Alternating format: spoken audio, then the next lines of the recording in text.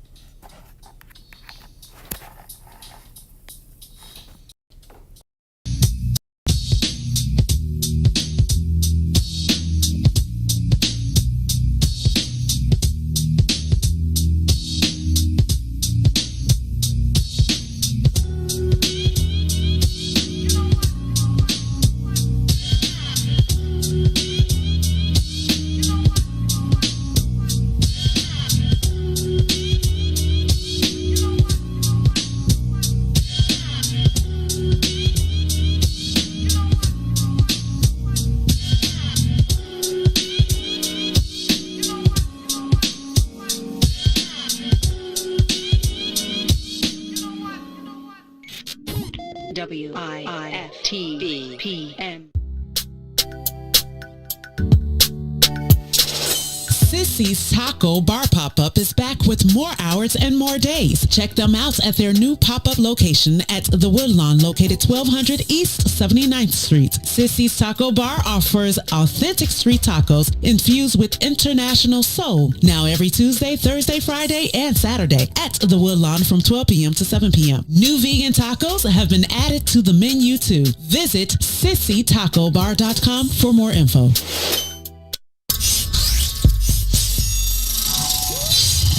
What's up, everybody? Welcome to the green side of things. It's your man, Sadiq. And Cassiopeia. And we need you to like, comment, and share that thing every Tuesday and Thursday from 1 to 3 p.m. on What's in It for the Black People Media.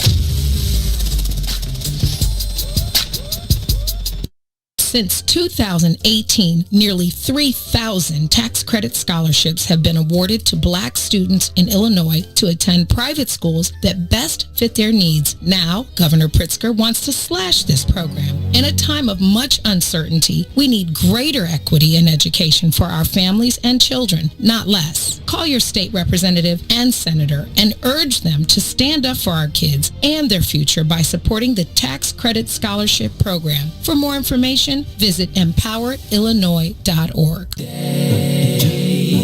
Check, check, check, check, check.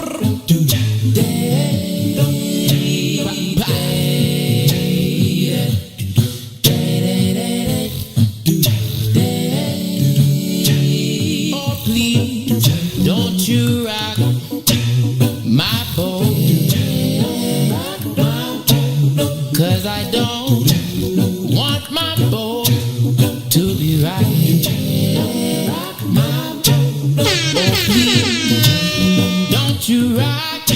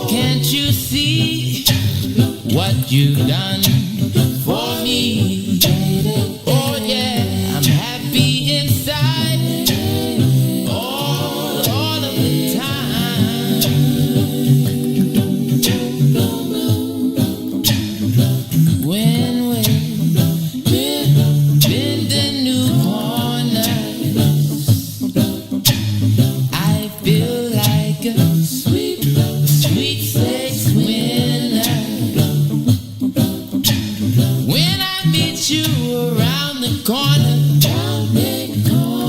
You make me feel like a sweet steak when I watch out.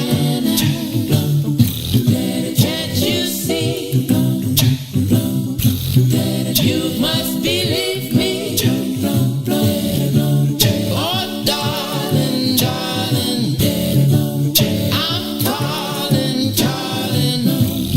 Can't you see? Why won't you believe me? Oh, darling, darling, I'm calling, calling. When I meet you around the corner, oh, I said, baby, never let me be alone. 'Cause when you hold me tight, you make me feel alright. Yes, when you hold me tight, you make me feel alright. Can't you see? You must believe me. Oh, darling, darling, I'm calling, calling. Can't you see? Why won't you believe me? Oh, darling, darling, I'm calling, calling. Satisfy my soul. Satisfy my soul. Satisfy my soul. Satisfy my soul. That's all I want you to do. That's all I beg from you. Satisfy my soul.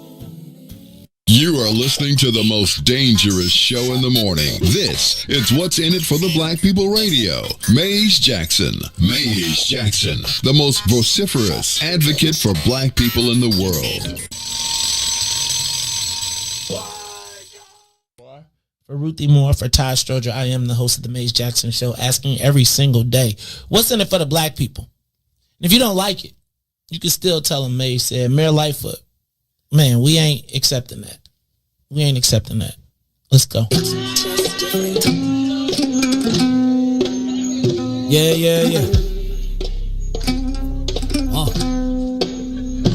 Let's get down to business and go ahead and address the facts. Mayor Lightfoot seems more lesbian than black. Rahm Emanuel's another case. He was just as tired.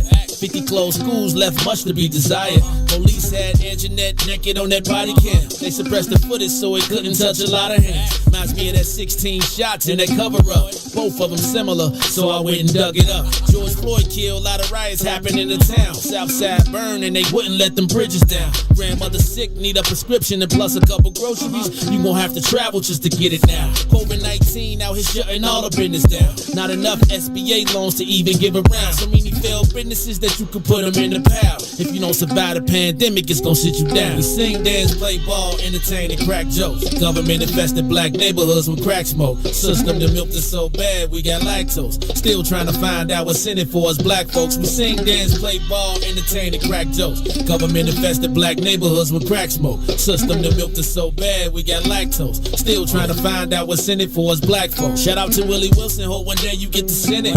We need some different players in the game to handle business.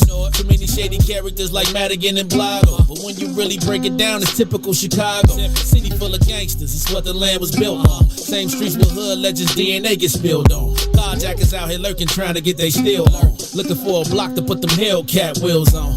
Let us give bogus appraisals a red line. Car crackers out here getting minimal fair time. And I'm concealed carry, I stay with the pipe. But Illinois gun laws giving minimal rights. Stay up on the swivel, make sure I'm moving tight. Check all of my mirrors when I pull up to the light. Pick my homie up from out of town, man, he caught a flight. He was hella nervous, told him, shorty, this is a way of life. We sing, dance, play ball, entertain, and crack jokes. Government infested black neighborhoods with crack smoke. System that milked us so bad, we got lactose. Still trying to find out what's in it for us black folks. We sing, dance, play ball, entertain, and crack jokes. Government infested black neighborhoods with crack smoke. System that milked us so bad, we got lactose. Still trying to find out what's in it for us black folks.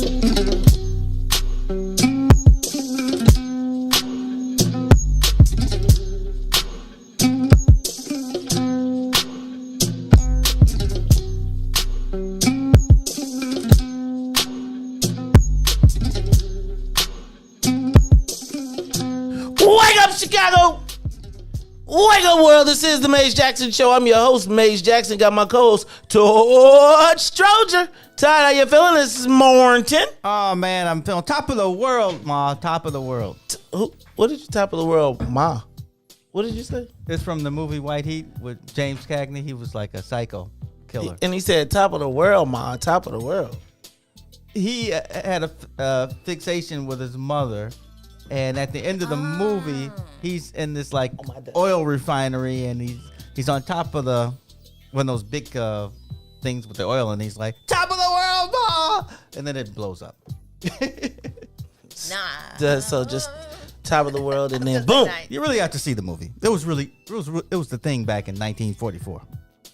In 44, Todd? I don't know, somewhere around. What were you doing? You were watching TV in 44, man.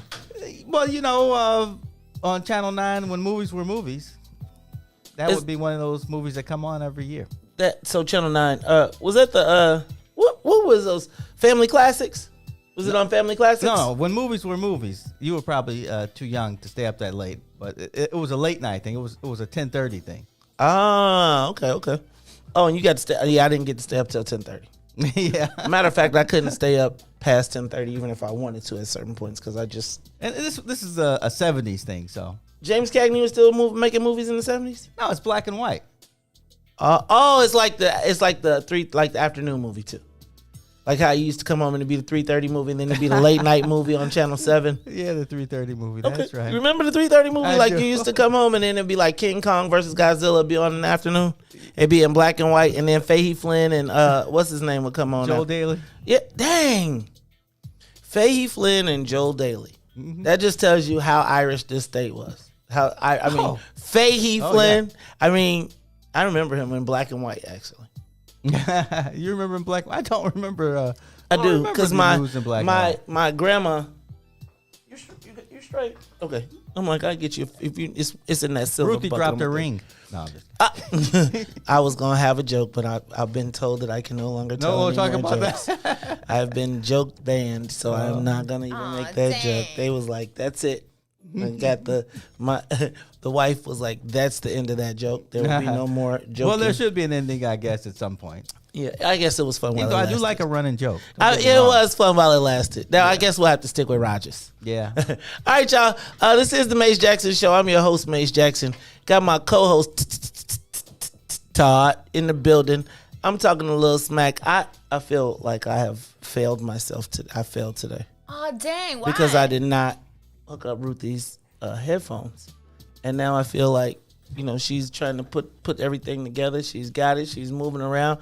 But alas, my people, Ruthie Moore is officially in the building. What's up, she's been in the building. It's just she's been trying to get the whole dig together. And now Thank you, Madam President Carrie Steele. Good morning. Good morning, Ruthie Moore. How you feeling this morning? Pretty good. Pretty good. All right, good. Well, it's good to see you. What you got? Well, let me stop because here we go. We got a lot going on today. It's so much. Let me do this because first of all, we don't have any printer paper. So if you all are looking for your rundown, it's in your email. Oh.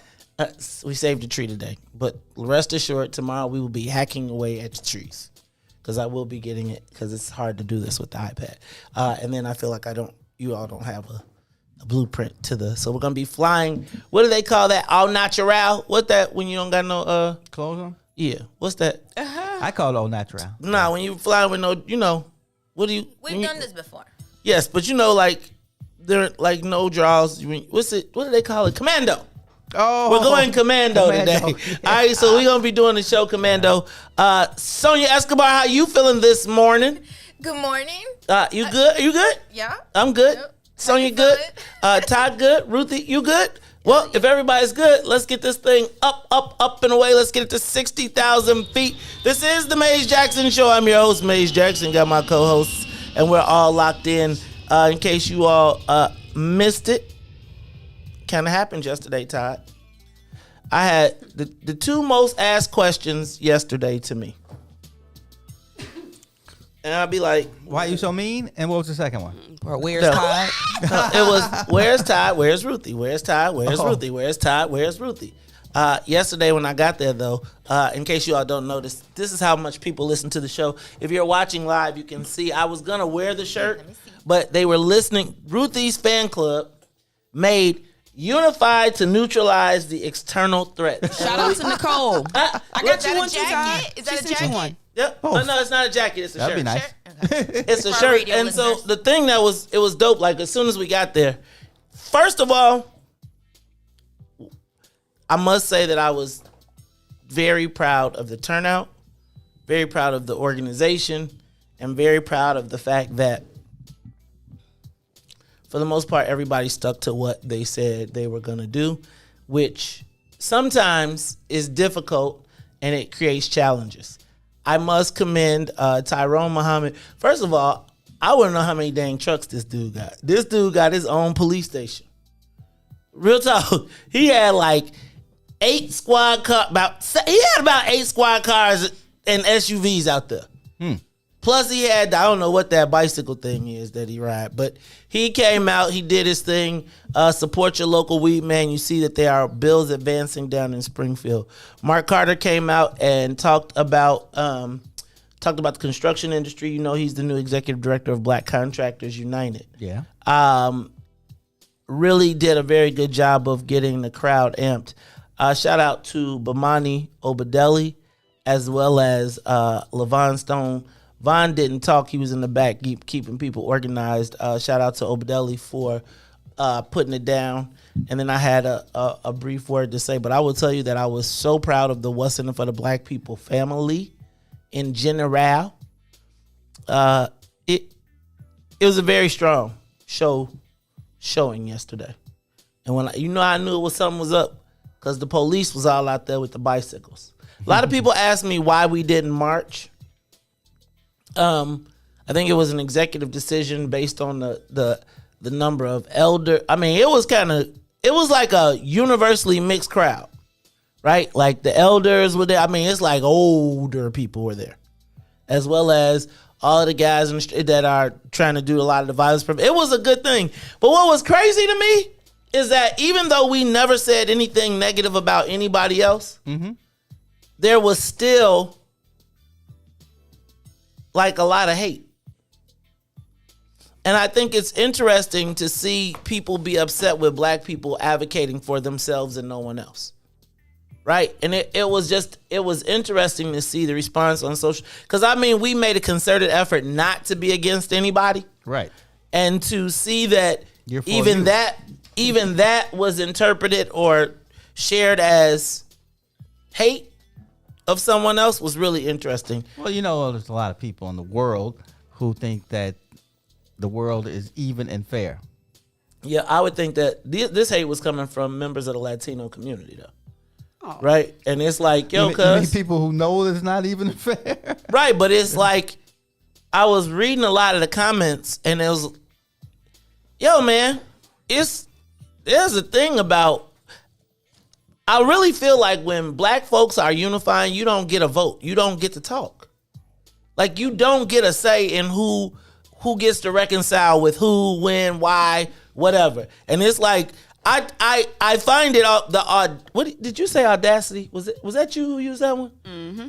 The audacity of anyone to think that they have the ability to regulate black folks and who they. I told you I'm tired of people telling me who I could talk to. Right. And it's another thing to have the Latinos coming on my page, some Latinos coming on my page, trying to call me out for being for black people. We said we just want the same thing y'all getting. That's why we can't have no black and brown unity. Really? I think that thing you said about that they said about what's his name? J. Edgar Hoover was worried about black folks organizing. Oh yeah. Was that him? Yes. Yeah, you could see that. Like that is clearly a prevailing theme still today, which makes me nervous about this whole concept of unifying publicly because they don't really want that to happen. So the knives are out. Interesting. So thank you to everyone who turned up and turned out. Shout out to everybody who had to work and was in disguise. Shout out to everybody who had to do their thing, but did their thing and represented.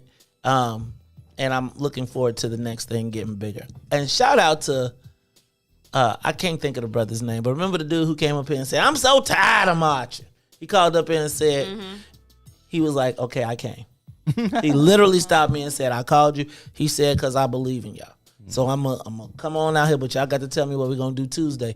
So it's not Tuesday because we're going to do a recap, but we are planning on the voter registration drive of 100,000 black voters. That's a lot of people. That's a lot of people, but that's a lot of organizing and a lot of contact and a lot of getting to our people. And it was interesting to see all of the people who weren't the usual suspects that were out as well, who were looking, who exist in pockets and places, and like, yeah, it was kind of crazy.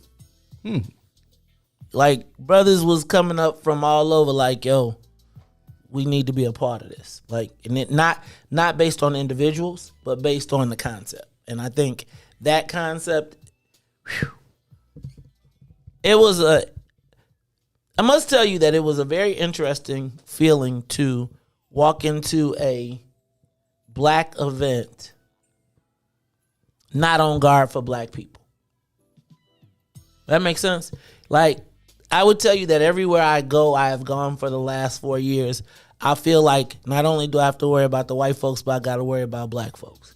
It was good to me to be amongst black folks, and all the people that were amongst each other was like in this spirit of unity, regardless of what it is. And it ain't all gone yet, but we got things we got to do. And it was like the brother nod of, we got our business to settle, but we got bigger issues and bigger fish to fry. And that was the best part of yesterday, too. I literally was thinking about not the gathering yesterday, but I was thinking about that concept because the civil rights was just like that. I was thinking about Ruthie and Burn It Down.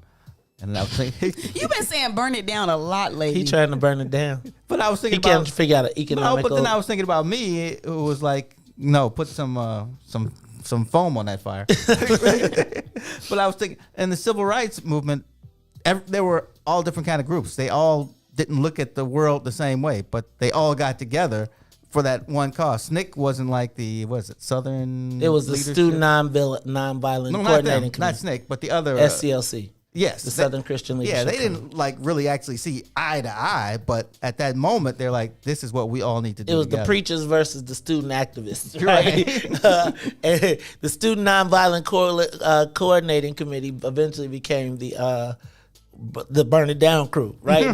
They whole joint was like, nah. But that kind of was like, that's what I felt like yesterday, looking at the camera, or not looking at the camera, but looking at the people. Like, in this group, we are capable of affecting you from the political to the media to the streets. To you really can't go no. Like, if this goes, and we start adding, and if the burn it downs and the put the foams can all be in the same line, and it's like, you pick your poison.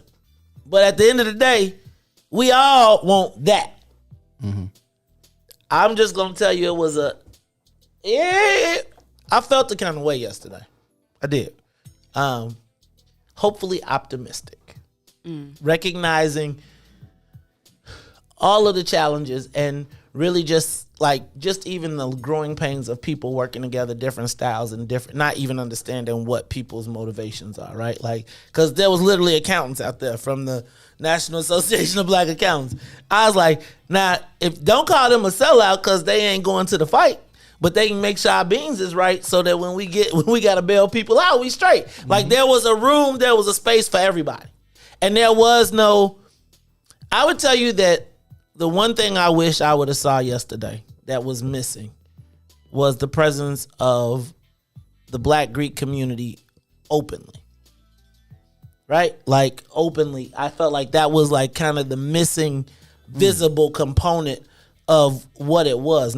I think like a lot of us are members, but it's like when you enter that arena, it's like, hold on, let me just put my jacket over here. Not because I'm embarrassed, but I really don't want to go through 3 hours of, y'all been the, even though everybody love all of the fraternity men who have led the charge for us to lead to freedom, but it's all good. I mean, sometimes you just gotta see what's going on. Right. You got to You got to be like, yes, I saw a member of Phi Beta Sigma out there. Right. And then you get a call from, well, nowadays though, it's so you gotta scope the land first. You gotta scope the land. You do gotta scope the land. All right, y'all, this is the Mace Jackson Show. I don't know how we spent that much time on when the biggest news of the day was the departure of my cousin, the illustrious, inimitable, irreplaceable Dr. Janice Jackson. She's leaving CPS, and I must tell you that I am a little bothered by it. Willie Preston he had a great post yesterday. He said, Dr. Janice Jackson is resigning, and he did it wrong though. He said, and I don't like that. But I like when they say, and I don't like that, ION, right? But Dr. Janice Jackson is leaving CPS, and straight up, I don't like that. And I'm gonna tell y'all, I feel like we had a say in Dr. Jackson. We helped. I mean, I remember when it was the good Reverend Dr. Forrest, we shall overcome Claypool, and every single day we wore him out. We wore him out. Like, we wore him out all the way till Dr. Finney had to praise him on his line way out. And I don't like that. I just don't like that. Janice Jackson, Dr. Janice Jackson is leaving us. We're going to talk about that. We're going to spend some time on that. Because out the door with Janice goes the last bit of goodwill in the Black community that Mayor Lloyd Lightfoot has. I just got through telling y'all yesterday, nobody really wants to be on the mayor's team no more, right? Like, because it burns you up. It's like you're going to get burned up in the process. Not only did she leave, though, Joe, she took the top 3 people with her. Well, LaTanya McDade was bouncing. She was going to Virginia anyway, but they had announced that. But I knew something was up because I don't know if you saw that post when Dr. McDade was leaving, and it was her and Dr. Jackson walking, and you could see their heels, and they was walking away like, and I'm just telling you, watching Dr. Jackson on Chicago Tonight yesterday, she was happy. It was like, you want the job. She was like, yeah, it was a dream job. And then you wake up. And then you wake up. And I'm just going to tell you. That's funny. There's a lot that comes with this. And I'm going to ask you a little bit later, are Chicagoans still good enough for Chicago?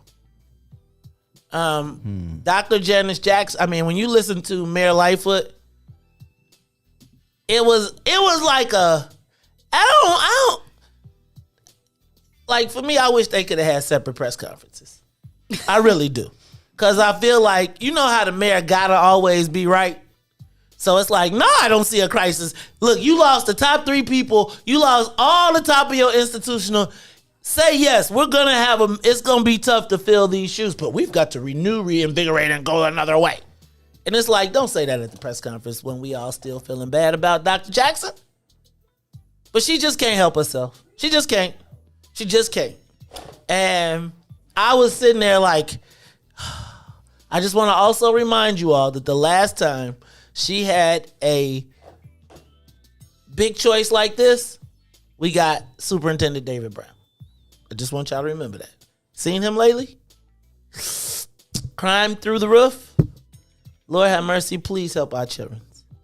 Please, God. Please let this... Please let this... What do we have to do? Do we have to repent? Chicago, I think God is telling us we need to repent. We need an altar call because he is punishing us right now. He is straight punishing us. All right, let's take a quick break and then we'll be back. It's the Maze Jackson Show. The Maze Jackson Show will be back after this break. Since 2018, nearly 3,000 tax credit scholarships have been awarded to Black students in Illinois to attend private schools that best fit their needs. Now, Governor Pritzker wants to slash this program. In a time of much uncertainty, we need greater equity in education for our families and children, not less. Call your state representative and senator and urge them to stand up for our kids and their future by supporting the Tax Credit Scholarship Program. For more information, visit empoweredillinois.org. Rogers, let me ask a question. Do either that son or your grandson smell like transmission fluid? We trying to find Ruthie a husband. You funny ladies. Trying to find Ruthie a husband. We trying to find Ruthie a husband. You heard that good, Let me ask you, Rogers, what does Ruthie need to do to find her husband? I listen to her little voice. I like that little classic voice she got. Hey, she say, I know you kind of small, ain't you? she said you got a pension? Huh? She said you got a pension? Look here. I'm coming down to where you on station located at? Where y'all located?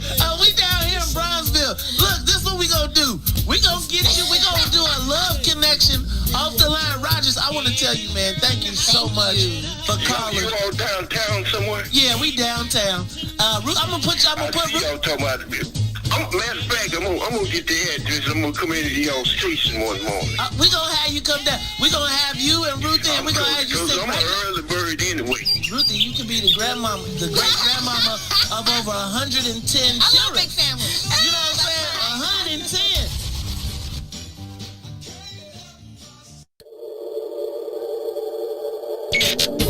WIIFTBP.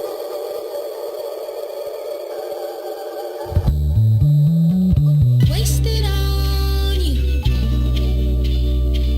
From the beginning, you see my world spinning, just a tasting guide.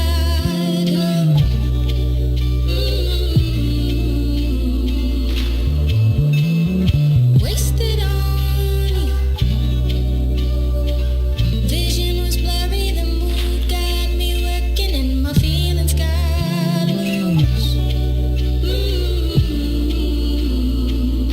Let's just forget I was just playing. Can we move on and have a good night? Let's just forget unless you're sane, then you might think about it's time to time. Let's just forget don't know why I'm waiting. Don't entertain if it ain't right. But let's just say you feel the same. I wouldn't hesitate. Wasted on you. Hours and hours trying to figure out what power makes me feel like I do.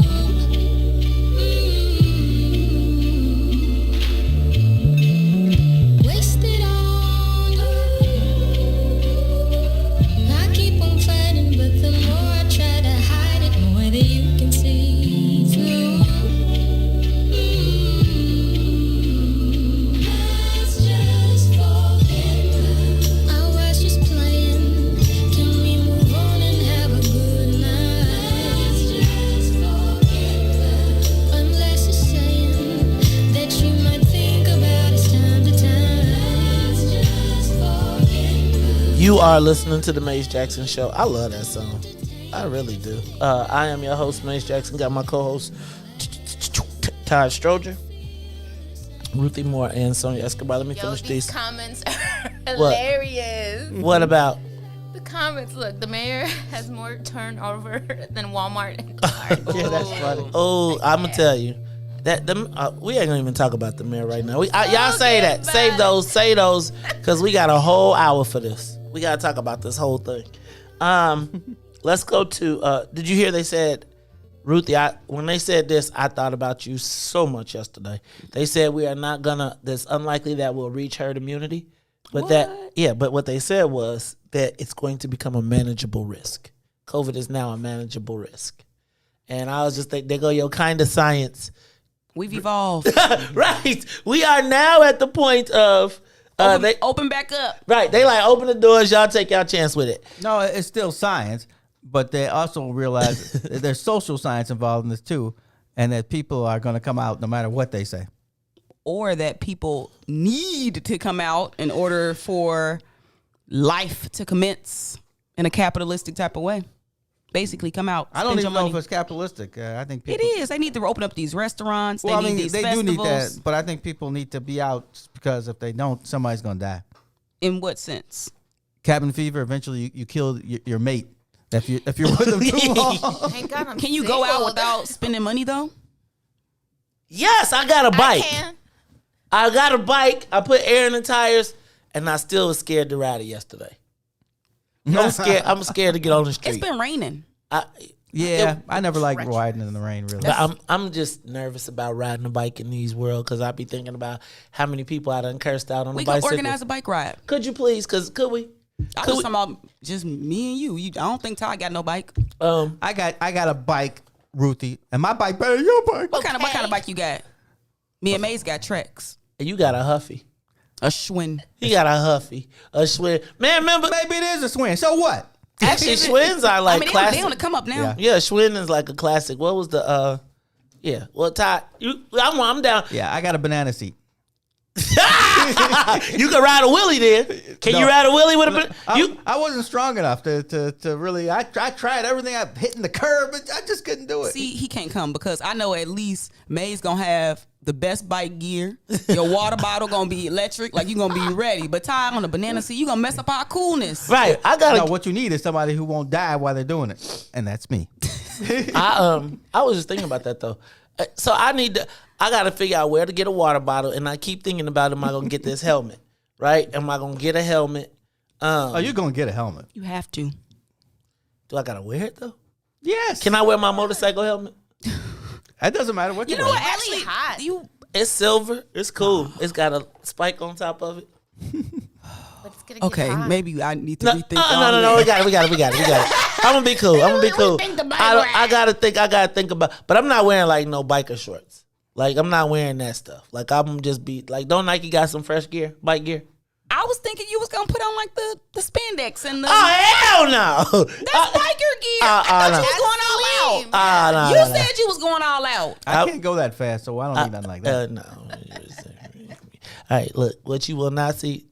First of all, there is a picture of me in biker shorts that exists on the internet somewhere. Anyway, but that's 16. And I was, look, Ruthie, did you see Ruthie's hands? I was just joking. Look, she was like, I'm going to get it. I might be able to find it for you. I don't need you to find it. I got it. You weren't looking. Find it so we can get it scrubbed. I got it. Oh, my goodness. You got to be able to laugh at yourself. You know where I had biker shorts on? At Dollywood. Oh. So it was a combination of, I hate this place and I'm in Dollywood. Oh, you weren't biking. No, you don't remember when biker shorts was like the style? I guess, but you know. Todd, you so funny. See, I Todd, thought he was biking. I was I got a joke, but I was gonna do my Bernie Mac, but I can't do it because it get all dark in here if I did. Okay, y'all. Let me see what else I got on my headlines. Did you see the story about COVID killing the veterans in the veterans home? So let me just say this, and I'm not gonna spend too much time on this today. J.B. Pritzker, during the pandemic, the veterans' homes were hotbeds of death. And during the time, the head of Veterans Affairs, who was a political appointee, really like usually when you're the director, your deputy and all your other people do the work, and the director goes to all the festivals, goes to all the stuff and waves. But the department kind of runs itself. Meet the face, right? Yeah, it's like you're the governor's appointee, so you get the big job, you get to the meetings, you go to all the conferences, but it's people that work most of the times. Mm-hmm. But in the case of COVID, if you were the head of the Veterans Affairs, it was no longer just a cush job, right? Because the head of Veterans Affairs is like, everybody loves you. You show up at all the ribbon cuttings. But after the Legionnaire's disease, then you saw that they had another outbreak of COVID, and there was a rampant cases of COVID, and they covered it. They don't want to say they covered it up, but they ignored it. Last week, J.B. Pritzker fired Linda Chapelavia and said if he would have known that she was that one of your mates? Was she down there when you were there? She's after me. She's the Democrat who was a state rep from the Aurora area, but she was also a military veteran, and so military issues were her thing. And when J.B. Pritzker won, he appointed her to that slot. The challenge with that, Todd, is those political appointees in the case of a crisis, you got to be able to do your job, and apparently she wasn't able to do the job. A lot of people died, and now he's kind of passing the buck to her. But, like, part of the biggest thing that they did with Bruce Rauner was the fact that so many veterans died from Legionnaire's disease, and they beat him over the head with it, right? And he didn't do anything to fix this. And I just think it's so interesting to me how death is manipulated in both ways. And I just think it's kind of crazy that nobody is really talking about that. Shout out to my man, Bob Israel, who I did not see yesterday, who I feel like was one of the missing components. Hey, brother, reach out. Let me say this. Alderman Gilbert Villegas, did y'all check? If y'all was checking out my Facebook page yesterday, I guess I have to come to the reality that the Secretary of State's race is on and popping. Last night, 36th Ward Alderman Gilbert Villegas held the first candidate forum that I'm aware of for Secretary of State. Included in it were Alderman Pat Dow from the 3rd Ward, City Clerk Anna Valencia, and State Senator Mike Hastings. Oh, I saw that, but I couldn't get it to play. So she was like stuck there, and I don't know her well. So I was like, I think that's Anna Valencia. Oh, well, if you would have went on my page, you could have watched the whole thing. Y'all, first of all, this city key, that's one thing. Secondly,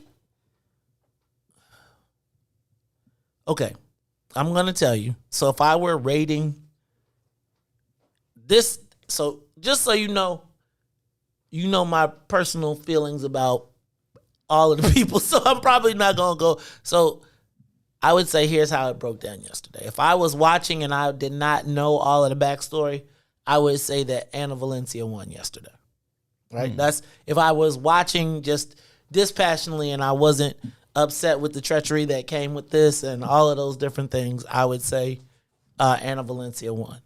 I would say that Mike Hastings, white people are going to be like, that's our guy. White people are going to be like, that's our guy. And I would say that Alderman Pat Dow is getting warmed up to the campaign trail in these forums, right? And I think she'll probably improve over time. Who was not there was Alexi Janulius. All right. He did not appear yesterday, which was interesting to watch because I thought he was from the north side. But anyway, check out, you got to watch Alderman Gilbert Villegas. He's playing now, right? And part of the thing that I thought people needed to understand when you were watching is that was a ward organization. That was not for the public, right? We got a sneak peek, and they were asking about their own self-interests. And they were like, what do we get? How will it reflect? We gonna get some jobs out this joint? Because that's what really people look at. So shout out to Alderman Gilbert Villegas, who gave us insight into his candidate forum and let us get a sneak peek in. But you all, black folks, they're going to try to, so I need for you to understand, Jesse White's been in that spot almost 2 decades, right? They are going to more than that. Dance around the black community and look for safe, soft spots where they will not be questioned toughly, right? So don't be surprised. I mean, they'll go, but I think we need to have a Secretary of State forum right here. Like, really. And I don't think that we can allow them to ignore us in this election cycle. I think that all of those people that Because it's like everybody talks about the black vote kind of as a given. Right? And it seemed to me like they all had their appeals. But if I hear about that city key card one more time, I swear, they like, we just be printing them. And I just, like, she be like, y'all got to go back and watch it. It's on, not the Maze Jackson page, it's on my personal page. But go back and check it out and pay attention, because I just think that we need to be thinking about all of this stuff as we go. But I will tell you that Anna Valencia has all the woke, she got all the, she know how to say all the stuff. Does that make sense? Like, she knows how to say all the stuff. She knows how to say all, she has got, like, I swear to God, I feel like we gonna look up and Ruthie gonna be on the campaign. Cause I'm gonna be like, Ruthie! I'll let you know before I go. But I think we gotta have, first of all, we gotta have someone everywhere. But the other part is, guys, these people are making decisions and plans around the black community, not with the black community. Right? I mean, I think they sat some of these. Okay, so I'm not gonna spend too much time on that. All right, how about Bill and Melinda Gates are getting divorced? Dang, how much is that settlement? No prenup either. I'm gonna tell you. And she filed. I don't know why people really care about prenups, and they're worth what? Is it billions? Multi-millions? Who cares if she has 100 million and Ask Dr. Dre. He's got 300 million? Who cares about Ask that Dr. kind Dre. of stuff? You know they consider you a millionaire if you have like $1.1 million. So I think they'll both do all right. Bill and Melinda Gates are getting divorced. I'm not gonna cry over. I meant to say rich. I'm not going to Uber rich. I'm not going to cry over any millionaires or billionaires, but I just couldn't imagine. I mean, just probably because I can't fathom writing a check that big, right? It's probably why. So I'm not upset either way. Because even if she got 1/10, she still goes. What a life. She's a billionaire. They split, and They still good. the billionaires, the richest people in the world, part of the richest people in the world. She been trying to leave. Oh, really? She was just waiting. Till them stocks maxed out. I'm gonna tell you. She was like, "Did I get my full 401k now? Did your everything mature?" Am I vested? Right. She got vested in I'm gonna tell you though. With that much money, well, I'm gonna say before she get it, she need to walk on real good eggshells. Right? Before she get it, she need a food taster. She need a food taster. She need to get all that together. I want to talk about the Latino school board vote. Did y'all, you know that? Oh, I'll show y'all that a little later. Did y'all know that the mayor said that she will not support any elected school board proposal that does not that disenfranchises undocumented immigrants and does not allow them to vote on it? Now, I want you What to do you mean understand to vote? to vote on the school board. Now, here's the thing. What does that mean? What it means is, Todd, is that if they have an elected school board, that the school board elections will become part of the municipal process, just like they are in other places, which would then essentially mean that the undocumented immigrants can vote in a municipal election, which essentially means that once you say they can vote in the school board election, if the school board election is during the mayoral election, guess what? You're going to be like, oh, you can vote for this, but not that? Well, you can, but... Yeah, but we know that that's not the goal. No, that's not the goal. Okay, and so there has to be a y'all ain't saying nothing. force against. Ain't nobody gonna do.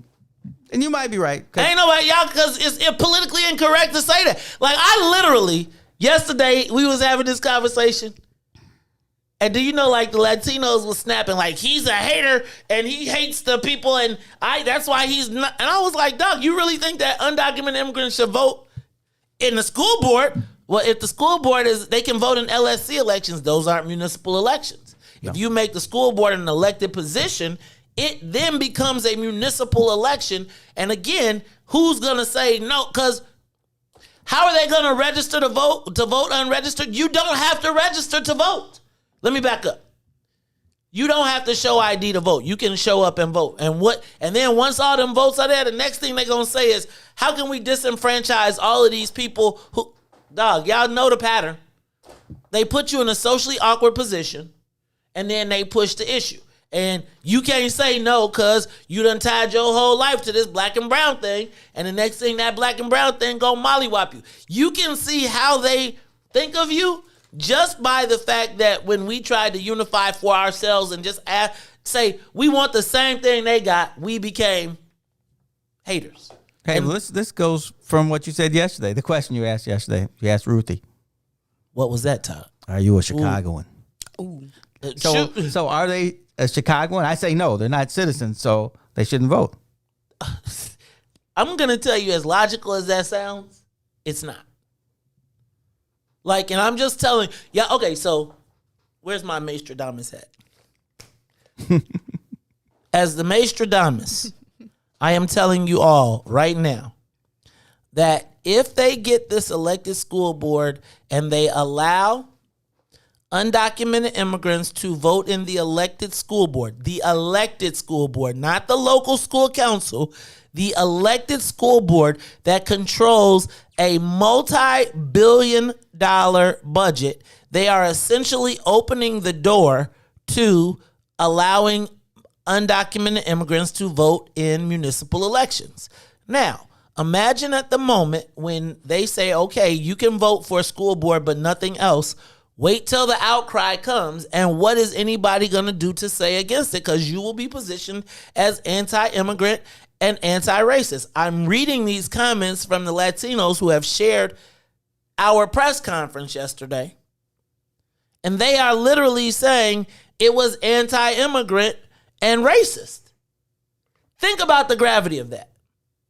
So, I'm just telling you, while y'all sitting here looking at me like that'll never happen, every time we look up, the envelope gets pushed. Now, you cannot, in your own self-interest, you could call it racist, you can call it whatever you want, but in your own self-interest, if you give away more voting power to people who don't have your same interests, don't be mad when you can't live in Inglewood. Don't be mad when you can't live in Bronzeville. Don't be mad because you voted for your own demise. And right now, what they are doing is creating the scenario to make a logical rationale that people who live in Chicago, in the sanctuary city, and it is already happening in Connecticut, it is already happening in California. So don't tell me what the law says, because again, all you have to do is get somebody to. Okay, I'm through. Does it make? Do y'all get that? No, I'm sorry. No, I think you have a point. I mean, I was just listening on the radio about North Carolina, and when they passed their bill saying that transgender people had to go to the bathroom of the race that they were picked, sex, that they were born of. Yep. And they got such a bad backlash that they reversed it. Remember, they boycotted. Before they was boycotting over votes, they was boycotting. Remember North Carolina, they was pulling a convention up out of there over the third bathroom. Look, y'all. Okay, I'm gonna stop because y'all gonna call me some kind of name at the end of this. I'm just saying, I'm not against people having the right to vote. I am against. Let me take this just one step further. I said in a comment yesterday, I went on the Latino post who had shared my comments, and I said, we died for the right to vote. And they basically was like, and our people were here, and so this was our land before, and that ain't got nothing to do with us.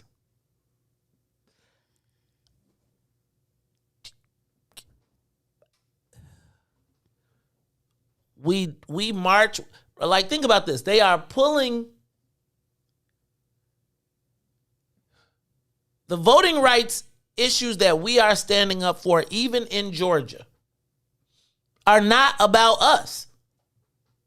They are about the next voting base. And y'all running up the hill talking about they won't give us no water at the vote. Take some with you. No, like you're fighting for your own Atlanta. Y'all just ain't seen it yet. Remember how black Chicago used to be? Atlanta, you're next. It's the Maze Jackson Show. We'll be back. The Chicago Legal Network is the collaboration of attorneys that concentrate in many areas of the law most needed in Chicago neighborhoods. The CLN lawyers focus on personal injury, criminal defense, and other issues. The CLN lawyers all average over 20 years of legal experience and are dedicated to helping the Chicago community. The Chicago Legal Network is committed to developing black lawyers through mentorship and co-representation. So if you were injured in a car accident, slip and fall, or injured on the job, or you need assistance with criminal defense, including driving violations and DUI, check out ChicagoLegalNetwork.com for more information or call 773-912-3545. 773-912-3545. Since 2018, nearly 3,000 tax credit scholarships have been awarded to black students in Illinois to attend private schools that best fit their needs. Now, Governor Pritzker wants to slash this program. In a time of much uncertainty, we need greater equity in education for our families and children, not less. Call your state representative and senator and urge them to stand up for our kids and their future by supporting the Tax Credit Scholarship Program. For more information, visit empoweredillinois.org. You're listening to I Said What I Said with Toussaint Warner and Herb Howard. What are y'all takes on blended families? Meaning white people or what? No, she mean like you got kids, this person got kids, y'all get together and bring the whole family together. I don't know. I have zero experience with it. I imagine it could be challenging. Especially, I think the older the children are, I think the more challenging it could be. I think if it's little children or something, you can kind of explain it to them, and they may like grow up together and kind of in that same space where this is mom, this is dad type thing. But if you talk about older kids where they literally have a mom or dad, another person like that has been in their lives, when they're older, and you're like, oh no, this is your stepbrother, stepsister. Like, nah, we like 17. Like, I'll bone her. And if this family don't work, you can just give me to the game anyway. Ain't no other, it ain't gonna matter. No woman will ever be important. I'm not being an ass. I'm serious. In my mind, the value of that kind of a commitment is family. I got that already. So now we just chilling. So you ain't gonna really know my children. What's up, good people? You're listening to I Said What I Said with Toussaint Warner and Herb Howard live on What's In It for the Black People Media, Monday, Wednesday, Friday, 1 p.m. to 3 p.m.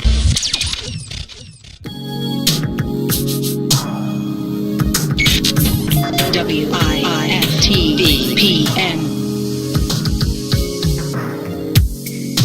I can see it in your eyes. You've been hurt way too many times, baby.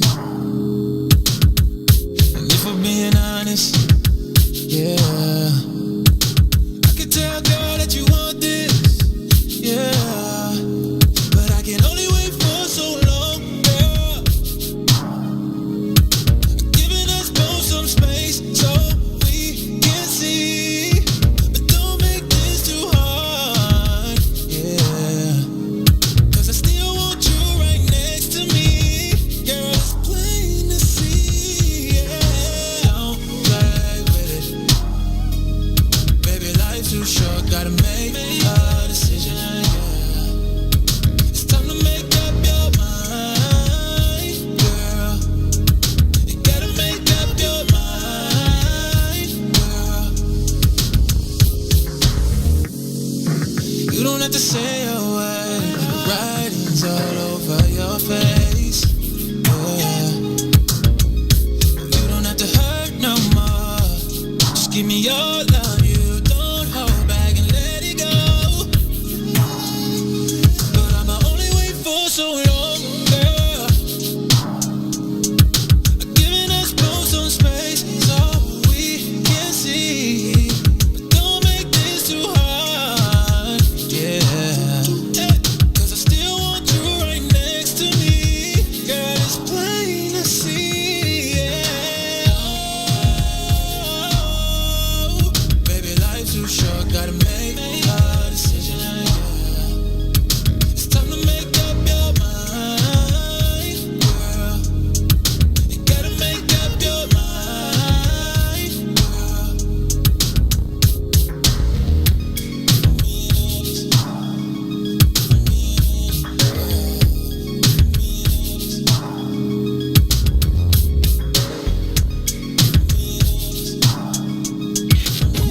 WIIFTBP.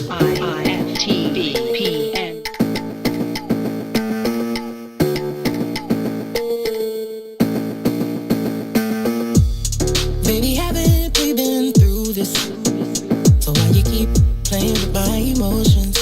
How many times can I tell you that I ain't down with all the drama? So we can just keep it simple. I think I'm gonna have to let you go. You know what I want. Still you're playing games. You don't treat me right. You don't answer your phone, but you want me to believe that you was at home all night. Ain't going down like that. Don't hang up, then you go right back. 'Cause I ain't going out like that. No. Who you think you fooling like that? Who you fooling? Them other girls with it, boy, I don't like that. Baby, keep it moving like that. Oh no. Thought I told you when we started that if you want friends with benefits, then keep it pushing, 'cause I ain't down with that.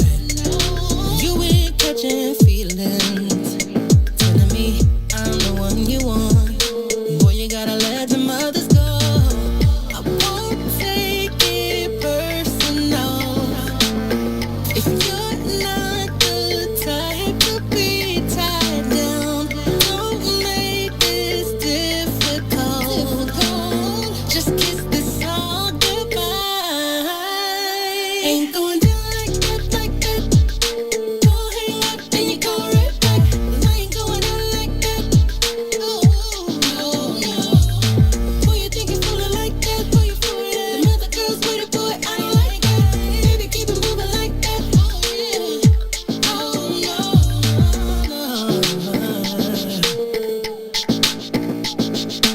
I ain't going out like that.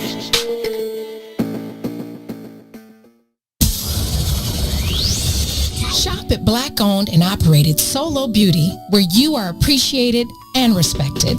Located at 8158 South Cottage Grove, Solo Beauty can supply all of your black hair care needs. Solo Beauty is open from 11 a.m. to 8 p.m., Tuesday through Saturday. WIIFTBP.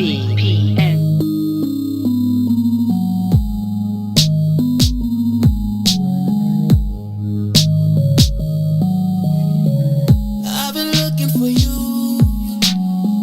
You've been looking for me.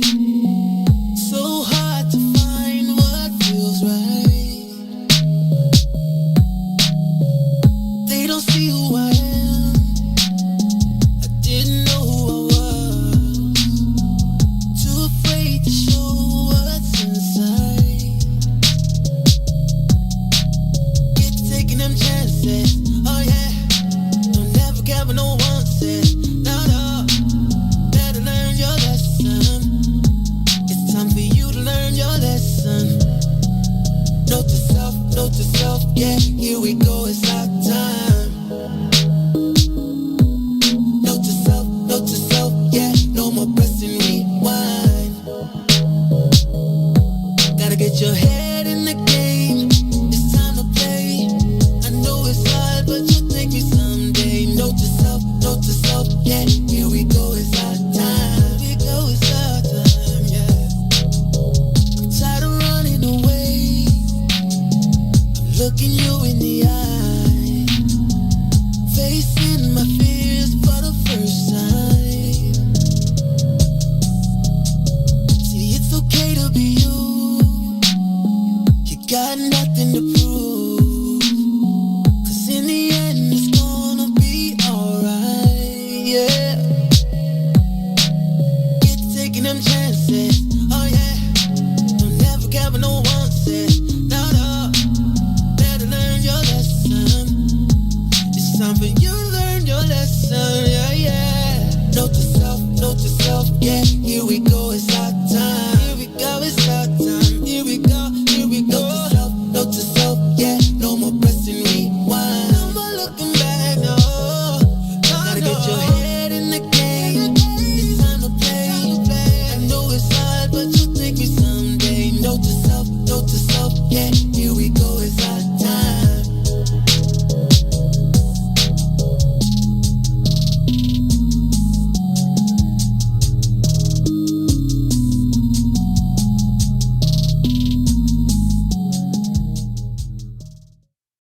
listening to the most dangerous show in the morning. This is What's in It for the Black People Radio. Maze Jackson. Maze Jackson, the most vociferous advocate for black people in the world.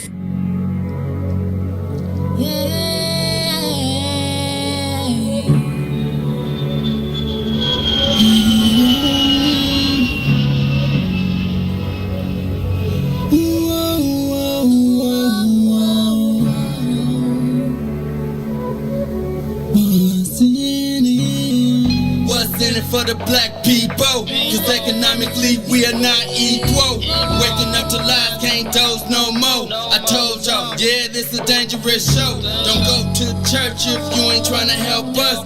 Don't even try to be around, it can't protect us.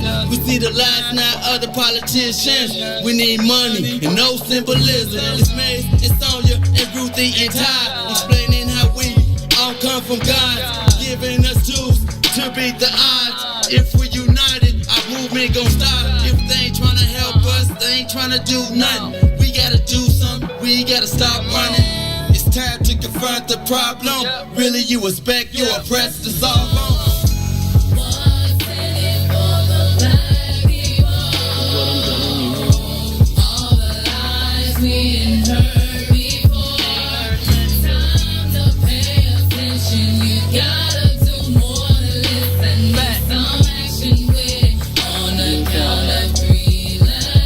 Wake up, Chicago! Wake up, world. This is the Maze Jackson Show. I'm your host, Maze Jackson. Got my co-host, Todd Stroger. Ruthie Moore. You got a little comedy in you somewhere. Some days you ain't so. You got a little comedy. Like, you know, cause you know, you be like, you wanna give Ruthie the layup. She be like, I'm not playing today. I'm not. You know how you pass somebody the ball and they don't even put their hands up. Nuh-uh, but at least I told you, don't pass it. Don't pass it. Don't pass it. Don't pass me this ball. You know why? That's because Ruthie is doing some work in her head. And she's like, I ain't paying attention to him. She like, no, I like basketball. We gonna get us a basketball game. I was thinking, would you play in the mornings? Ruthie like the morning. Ruthie like, I'm not playing. What do you mean, like 3? What's morning? Yeah, right. 2 a.m. No. Before you come here. Before you get here. No. I was thinking on Sunday. Like, could we get in a Sunday morning run? Like I would, except I can't. I don't have any more legs. It's been too long. When you're this old, if you take a break, it's all over. You can get back. Maybe. So I'm just saying, y'all, if we could get like a basketball game going from like 8 to 10 on Sunday mornings, you don't think we could get nobody to play? No, you can always. We get old people. Ruthie like, I just came in the house at 8 o'clock. Yeah. Do people? I mean, I'll cheer you guys on. Getting up early on a Sunday is like, you just church. It's not early, son. It's not early anymore, Ruthie. 8.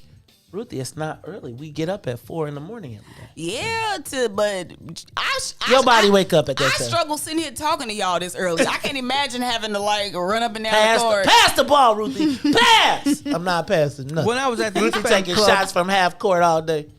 When I was at the East Bank Club, we had an 8 Saturday and an 8 Sunday run. See, that's my point. My point would be like, let's get it in and get the days going. Yeah. I would like to play. I'd like to get some 5-on-5s. I really want my boy to play with some more people, right? I want him to get banged up a little bit, some all type of stuff going on. But I'm thinking about you only 8 get o'clock better in by the mornings. playing. Right. 8 o'clock in the mornings. Ruthie, don't be acting like that. We expect you. We'll see you at 8 o'clock in the morning. I know some people work. Some people work out as soon as they wake up in the morning. I was thinking. Don't worry, Mace. I'll pull up in front of her house. Bump, bump, bump.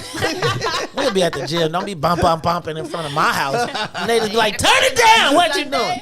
Yeah, man. But I was just thinking about our basketball players. I'm not gonna play, but I do think it would be a good thing. We get Gino out there. Gino will probably get out there. He be trying to. He don't run, but Gino can shoot. Mm-hmm. He be whack with that leather ball. Let's see. Who would be the teams? Two be acting like he could ball. I'd be like, come on. What's your vertical, dog? Look, he like look my hip. But what we do know, he's read a lot of books about basketball. Ew. Shout out to Tucson Werner who came out yesterday too. It's like you had to decipher who people was. This mask stuff, people. Oh right. Because with the mask, people be like, "What's up?" You be like, "I don't know you." Then they be like, "It's me." I was like, "Oh, it's you. What up, huh?" Yeah, man, it was pretty cool because it was like people. Then it's funny because people know who you are in a mask, and then they don't take the. It's just it was a lot going on yesterday. But shout out to everybody who came out to the North Office of North American Descendants of Slaves. Anybody that's in opposition to that, why are you? Got to ask yourself, what's your problem? You know, I didn't get to the social media question of the day. I think I might save it. But did y'all hear the story about the 23-year-old man in South Carolina who was kept as a slave? I mean, the man who was kept as a slave for 23 years in South Carolina. 12 plus 23 is what? 35? So he's 35 years old. For 23 years, he was a slave, kept as a slave at a restaurant in South Carolina. We got to talk about that. And so I don't even know how that happens, but That's and then he got a fiction type of black man, mentally challenged, white man taking advantage. We're gonna talk about that. I'm gonna save it. How do you disappear at 12? Well, I guess anything. No, can his happen. parent. So that's my point. There's so much in this that I don't. Because the slave owner said his parents knew. And they said when the parents would come to visit him, that he would lock them in the freezer. Huh? What kind of Devin Gordine, South Carolina mess is that? Who's Devin Gordine? Devin is the vice president of what's in it for the black people. But Oh, yeah, right. He always be talking smack about Chicago, and I was just like, they still slaving in South Carolina. And you know, if that happened, it's more than one. There's more than that. Now, I do want to point out that they published the address in the paper and said it's still owned by the family. So The restaurant? Just as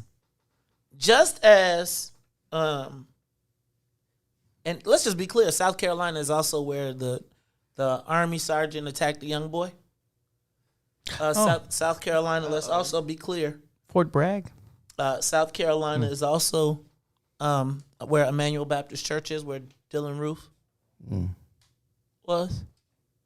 Let's also be clear, South Carolina is where Walter Scott got shot 6 times in the back for child support. South Carolina is where the rest of the states copied for their slave codes. South Carolina was the original capital. Charleston was the original capital of the Confederacy. Coincidence? Maybe not. Clemson football. Is Clemson in Wait a South minute. Does maybe not mean I agree with you or not? I'm not sure. But yeah, you're right. We're going to come back to that. We're going to come back to that. Because who ate at that restaurant? Who knew? Who knew? You know, there was a Law and Order about something like that, but it was about Mexicans. Haitians. Oh, no, it wasn't Law and Order. Yeah, it was Law and Order. Okay, so they did one on Law and Order. They also did one on Channel 7. Oh, really? Where it was, they did those, that one, how they are starting to do these 1-season series? Where it's a series and it's only for 1 season. It's like, it's not, so it was like, that one was the one where they were showing domestic slavery, where they basically kept the Haitian woman's passport. And the woman would beat her and do stuff. But that seems a little different than this. Right? Like, I understand the foreign part. I don't understand that one either. But this one seems a little, like, this seemed like some straight up, we got us a boy at 16. They said they kept his money in an account that he could never see. Now, I tell you what, though, Devin, talking about we all gullah and don't know it. He started working there at 12. Right. 12 years old. 23 years they kept him. Thank you, Erica Limited Series. That's crazy, right? You reading it? Are you looking at? Ain't that crazy? So we're gonna talk about that. We're gonna come back to it because I want to talk about Janet Jackson. Because I swear to God, can we please get a helicopter squad? Can we get a black helicopter, like a Black Hawk helicopter, and just be on the and come. What like? Are there any black people that was Green Berets? Like seriously, I'm sure there were were. there any black people that were like CIA operatives that are now feeling some kind of way? Are there like black marksmen? Are there like black? Like I'm gonna be honest with you. They won't tell you. Right. That's I don't want them to tell us. I want them to tell him. Like I just feel like these are the moments, and I'm not calling for, but like if I was writing a movie again, like the movie would have a great ending for this dude. Like people would be cheering. Right? And I just feel like I'm starting to feel like there just has to be a black response. Like there has to be, the more I look at the Exterminate the Brutes, I just feel like there's gotta be a time when there's a response. If I was writing a movie, not in real life, but if I was writing a movie, there would have to be a time when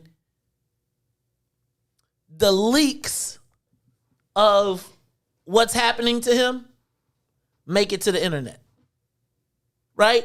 Like where, like the white supremacist who's thinking the next time is thinking like, Jesus Christ, I got to get from inside that mug to the white supremacy deck.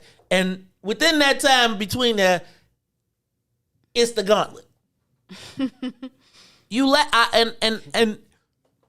I just feel like there is no fear of repercussion. Like I think we know, like we've seen lynchings, we've seen castrations, we've seen all of it. We've seen the horrific mutilation of our bodies so that there is deep down in us an innate fear of, and not an innate fear, but an innate concern of what they are capable of doing to us. Right? Like we know that these are people that will draw and quarter you. They will do all type of stuff. Mm-hmm.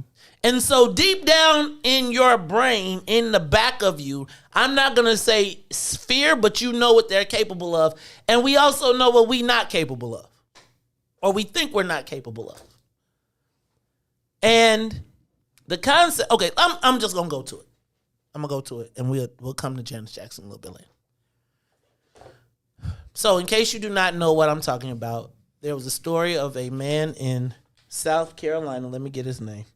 For 23 years, Bobby Paul Edwards kept John Christopher Smith as a slave. He had him work 100 hours per week. 100 hours per week with no break. No breaks every day. He had to work 18 hours a day with 11 on Sundays. This is in a diner, right? Said his family, he got the job when he was age 12. They said when the family came to look for him, Bobby Paul would lock John Christopher Smith in a walk-in freezer and not let them see him. When he would beat him with belt buckles, with belts, even used hot tongs to discipline him, as well as poured hot grease on him. Often called him Ninja. And a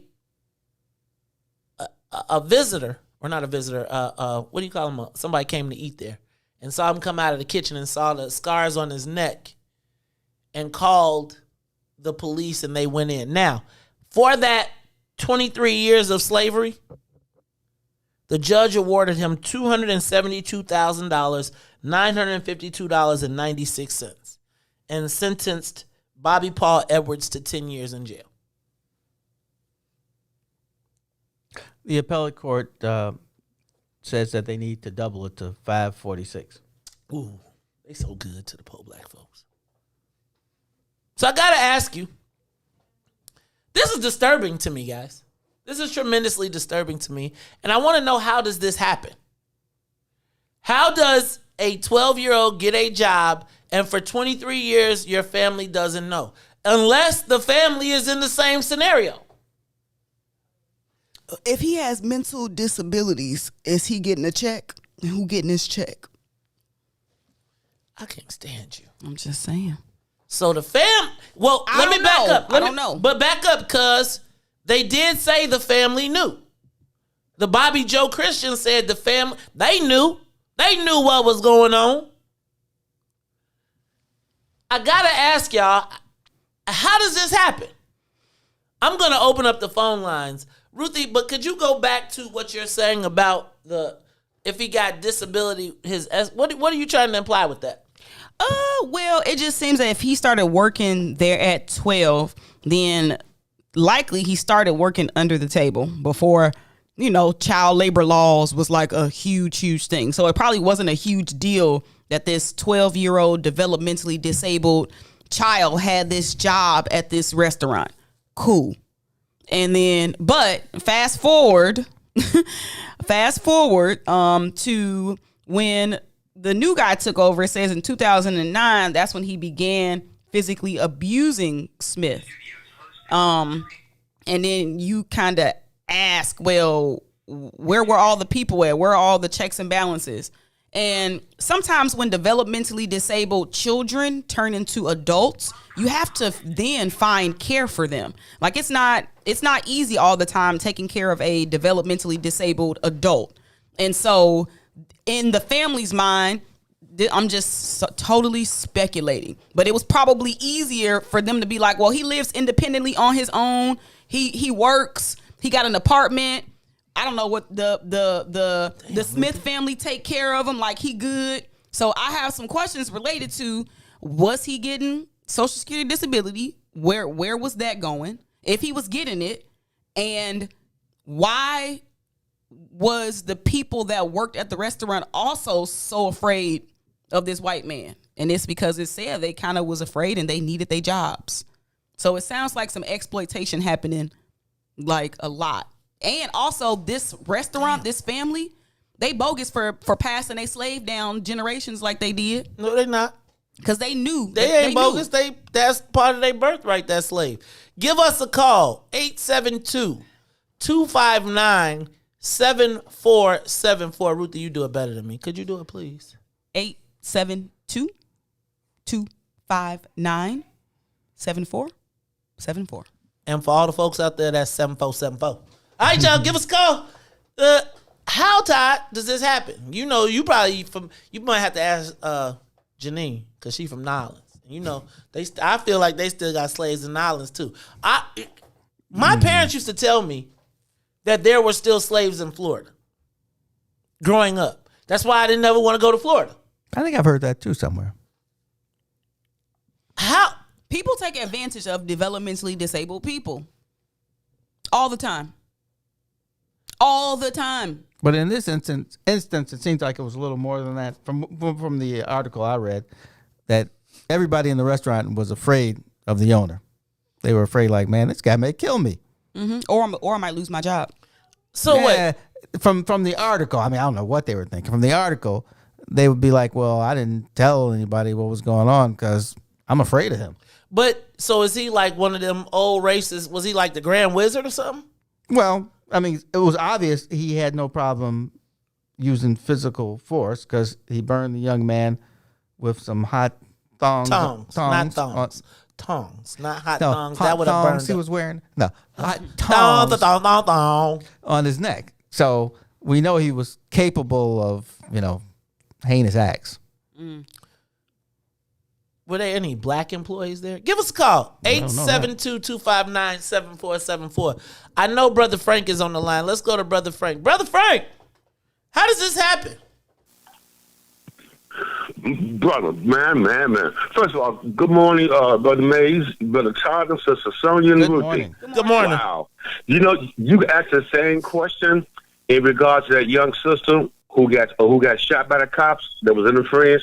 How is she in a foster home with all this family around? You see, this is just another example that should be telling us we're not as unified as we should be.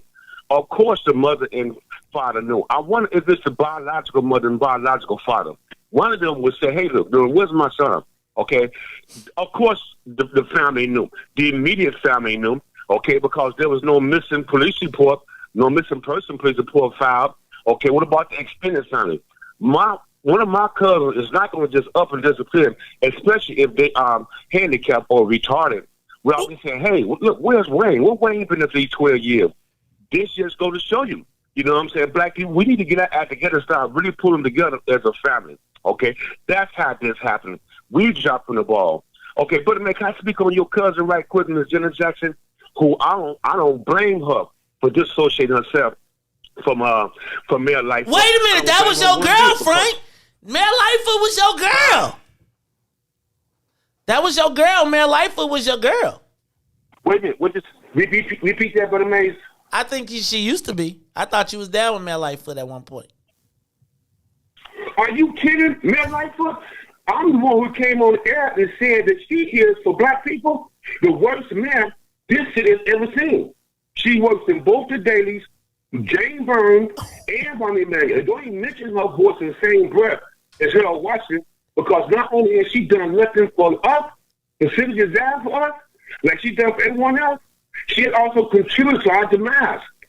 Your cousin, I bet you, I love her when your cousin came out and said, this is about 4 or 5 months ago, when she said, I'm having a problem with all the vast majority of CPS students are black and brown, and particularly black, but the overwhelming majority of the teachers are white. I said, oh, about parents, she's going to do something about this. I guarantee you, Mayor Lightfoot behind the scenes shut that down and push back on it instead of leave it alone. I bet you that when your cousin said, look, I got to get away from this. Reason why I said she's the worst, because she looked like I can understand someone that don't look like us, not doing nothing for us, and contribute to our demise. I can understand that. But someone who does look like us and doing that, that's what make her the worst. Okay? That's what make her the worst. Just know what it was. I'm going to re-vote for this Mayor May Jackson. And I'm embarrassed to say, well, I couldn't make it yesterday, but I was there in spirit. I appreciate you, Brother Frank. Well, we got plenty more coming. So thank you, brother. Thank you, Brother Frank. Okay, y'all. So Ruthie and Brother Frank, y'all making me think the worst of people. I'm gonna go to the phone lines. Before you, at the end, even though it took forever, it was an employee who called the police and said, "Hey, man, you got to do something." An employee's relative, right? It wasn't the employee. Oh, is that what it said? Yeah, Don't question Ruthie. You know she reading is fundamental. You be skimming. All right, let's go to. No, it says, who's Canes? Let's go to. While you trying to figure that out, let's go to two. Right. Two. Wait a minute. Hold on. Is this I said what I said? Calling in because they want to be on the Maze Jackson show. What's up, two? It's the Maze Jackson show. How you feeling, bro? Appreciate you coming out yesterday too. I'm clear that this is not about wanting to be on the Ruthie Moore show. This is more about one, first and foremost. Y'all talking crazy about basketball. We got to correct that immediately. Immediately. Shout out to Brother Sadiq, because I've been on my no April, no meat move, and my hip is feeling better. So anybody in that room that want that smoke, y'all just let me know. I'm getting back to the game. I'm on my way to the gym this morning. And then he going to be limping up the steps talking about, damn, my hip. It's all good, bro. I don't want none because I can't even hit the side of the bar. Right. But Ruthie said she'll work. Ruthie said she'll run you off the court. No, I didn't. Ruthie know better. Ruthie know better for sure. But look, man, real quick, around the South Carolina thing, man, I think what it really references is that when we think about the developmentally disabled, Ruthie has a point in regards to like how parents have to discard them because they can't afford to take care of them.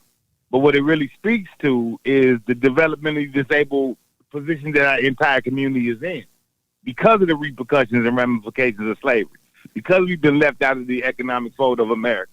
So I didn't even think, I heard that story a couple of days ago too, and I was going to talk about it on our show, but I didn't even think about it from the perspective that Ruthie brought up. And when she was like, where's the parents? Where's the Social Security check? What's going on with that? And that becomes an investment for that parent. It sounds terrible, but it's the repercussions of being black and poor. It just kind of is what it is. And when you think about economic engines like South Carolina, where you know that the cost of living is zero, so you know that there's no real industry there, they're probably surviving off his slavery too. It's the reality. So to allow him to be abused like that, I mean, it sounds horrible, but his abuse is probably taking care of their entire family. Damn, man. And just think, you had to That's come. all I got. That's look. That now you got to get an audience to tell it to. No, I'm just playing. I'm just playing. No, much love. No. Let me say this real quick. We got a great family here. We got a great team. I appreciate the insights that we get from I Said What I Said. I think they give a unique perspective that is important for black men. And I want to encourage you all to check them out Monday, Wednesday, and Friday from 1 to 3 p.m. That is Toussaint Werner, the curmudgeon of the crew. And we also have Herb Howard, who keeps it light. So I want to tell y'all to keep on What's in it for the Black People Media Network. We appreciate all of our shows. Book of Dawn, Brother Sadiq and the Green Side of Things, Toure Muhammad, Chris, even Week on Wednesdays, Brian Foster. I don't. We also got Church Chicago, and they telling me we got a big addition to the lineup coming here to the What's in it for the Black People Media Network. Like, we'll talk about it all. But look, y'all, let's take a quick break. I'm gonna come back to that though, because I do think that Two's perspective. And first of all, let's be clear. The origin of Two's perspective came from Ruth and Mo. 872-259-7474. We'll be back. The Maze Jackson Show will be back after this break.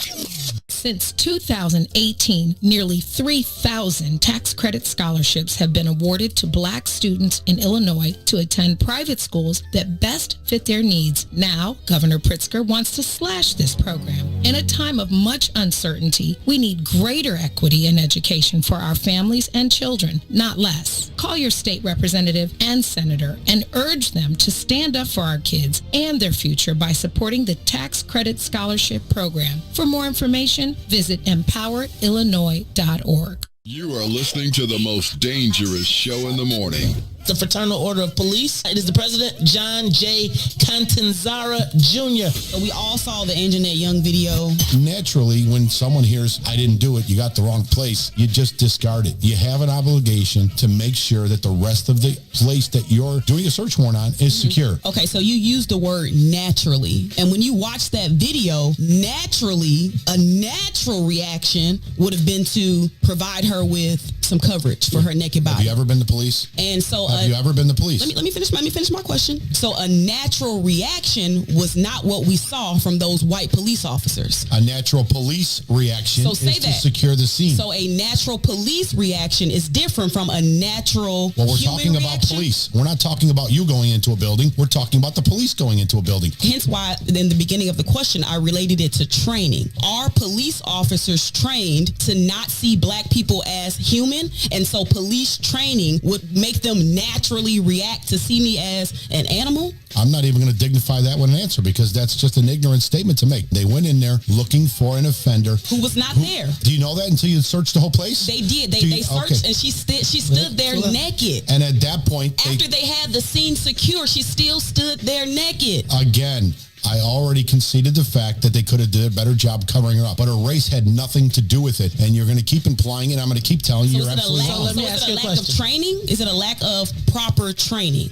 No. I don't know about it. I keep telling you, you got the wrong place. You got the wrong place. The most disrespected person in America is the black woman. We will kill you for our woman.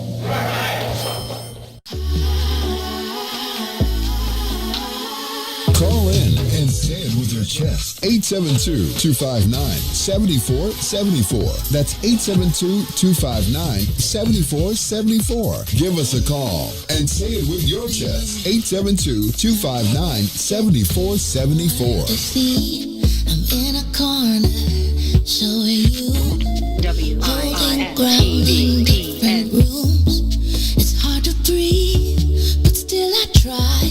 Maybe I'd leave in another life. Somehow still I don't know why. I believe we'll be alright. Be alright.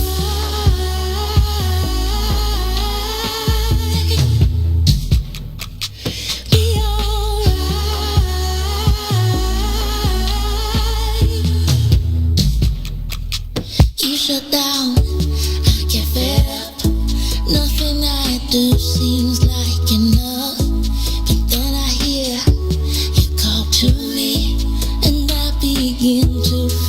set free. It's all I want or ever have, to be known just as I am. If you can meet me in that light, I believe we'll be alright. Be alright.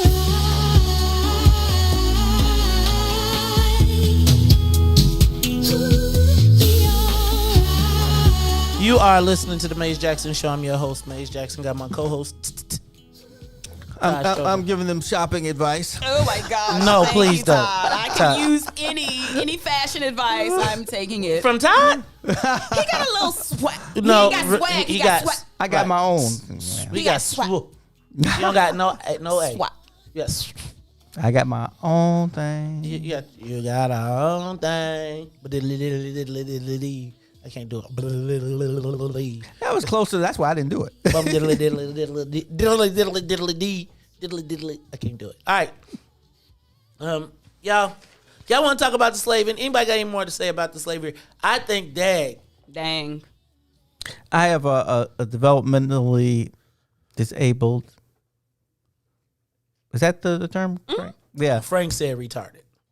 I just need to say. I was thinking you can't say that when anymore. Frank said that. I think Yeah, not I no was more. thinking Frank's older than me, so I see where he came from. He was. Yeah, thinking we about what said they that said. though. I mean, I don't. I mean, it's a scientific thing, but it became it's a social faux pas. Yes. Okay. It's a social faux pas now. So we're not referring to anyone specifically.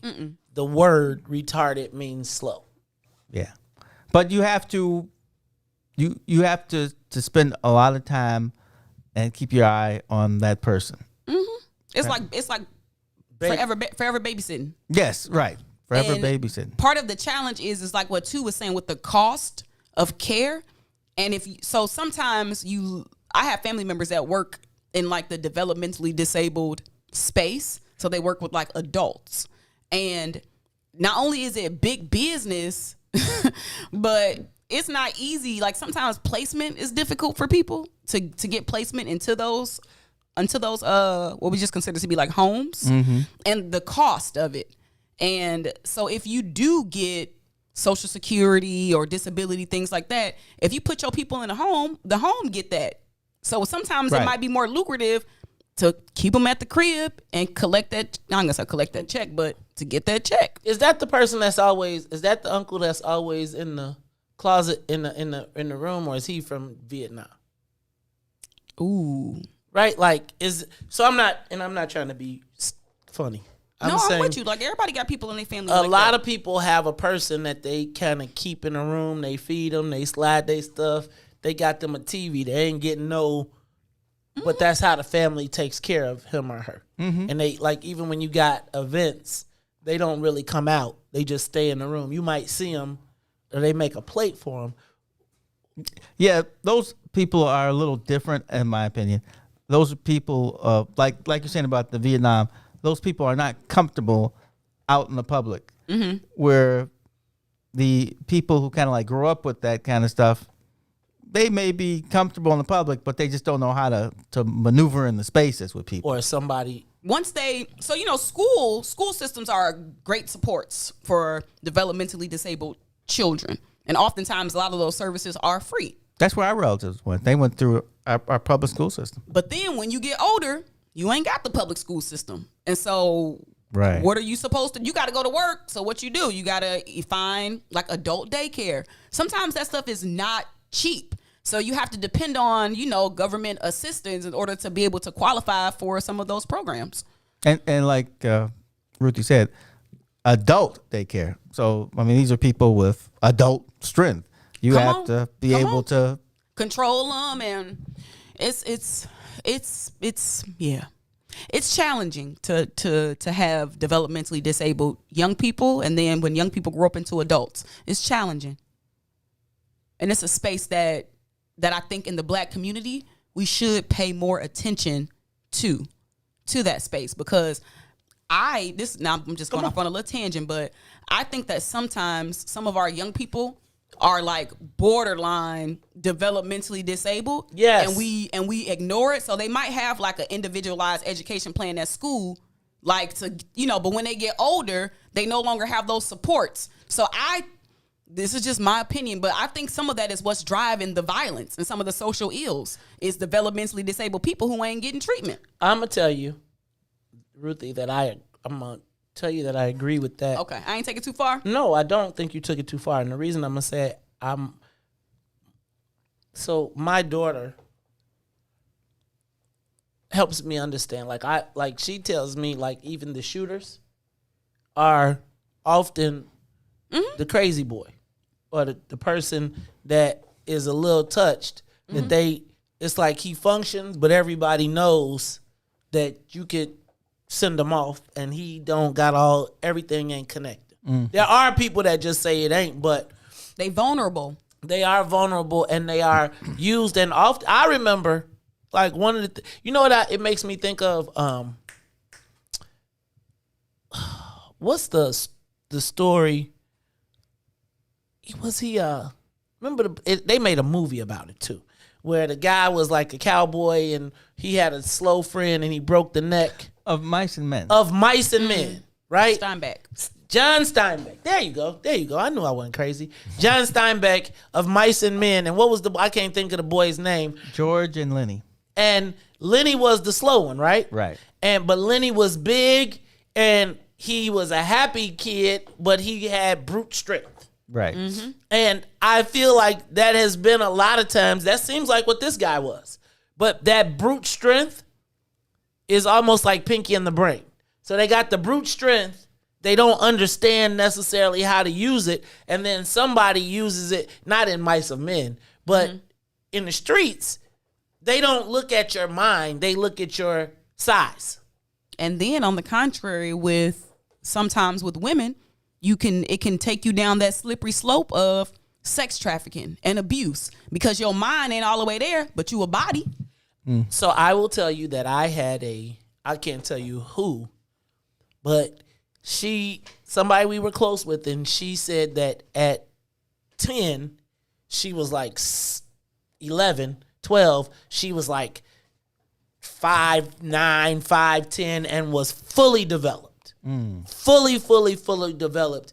And so she looked it, and the neighborhood passed her around. Like the older guys would, and it's like this predatoriness of us to us. Exploitation, right. With no one there to protect you. And it's hard being around somebody all the time because you never know what happens when they leave the house. Yeah. I think part of it for me is protecting the children. And because developmentally disabled adults oftentimes are developmentally, cognitively delayed young people. And so we got to put mental health services back at the forefront of the revolution. And maybe that's like another, I know we got a lot of pillars we got to address, but I think that one is pivotal. Man, I think you might be a bit right. And then you add to that the drugs. Yep. The internet. The nets, the exposure, the constant, right? Like the sex, like all of it. And it's just all compounded. And if you don't have the capabilities to sort it out, or it all becomes a toxic mix, it then springs out to what we got. That was a lot. That was a lot to get from slavery to where we are. And I still maintain that Bobby Paul Edwards,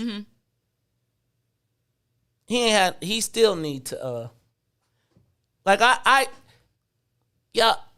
there does not seem to be any I know that we got to deal with us, but there seems to be no consequence for that.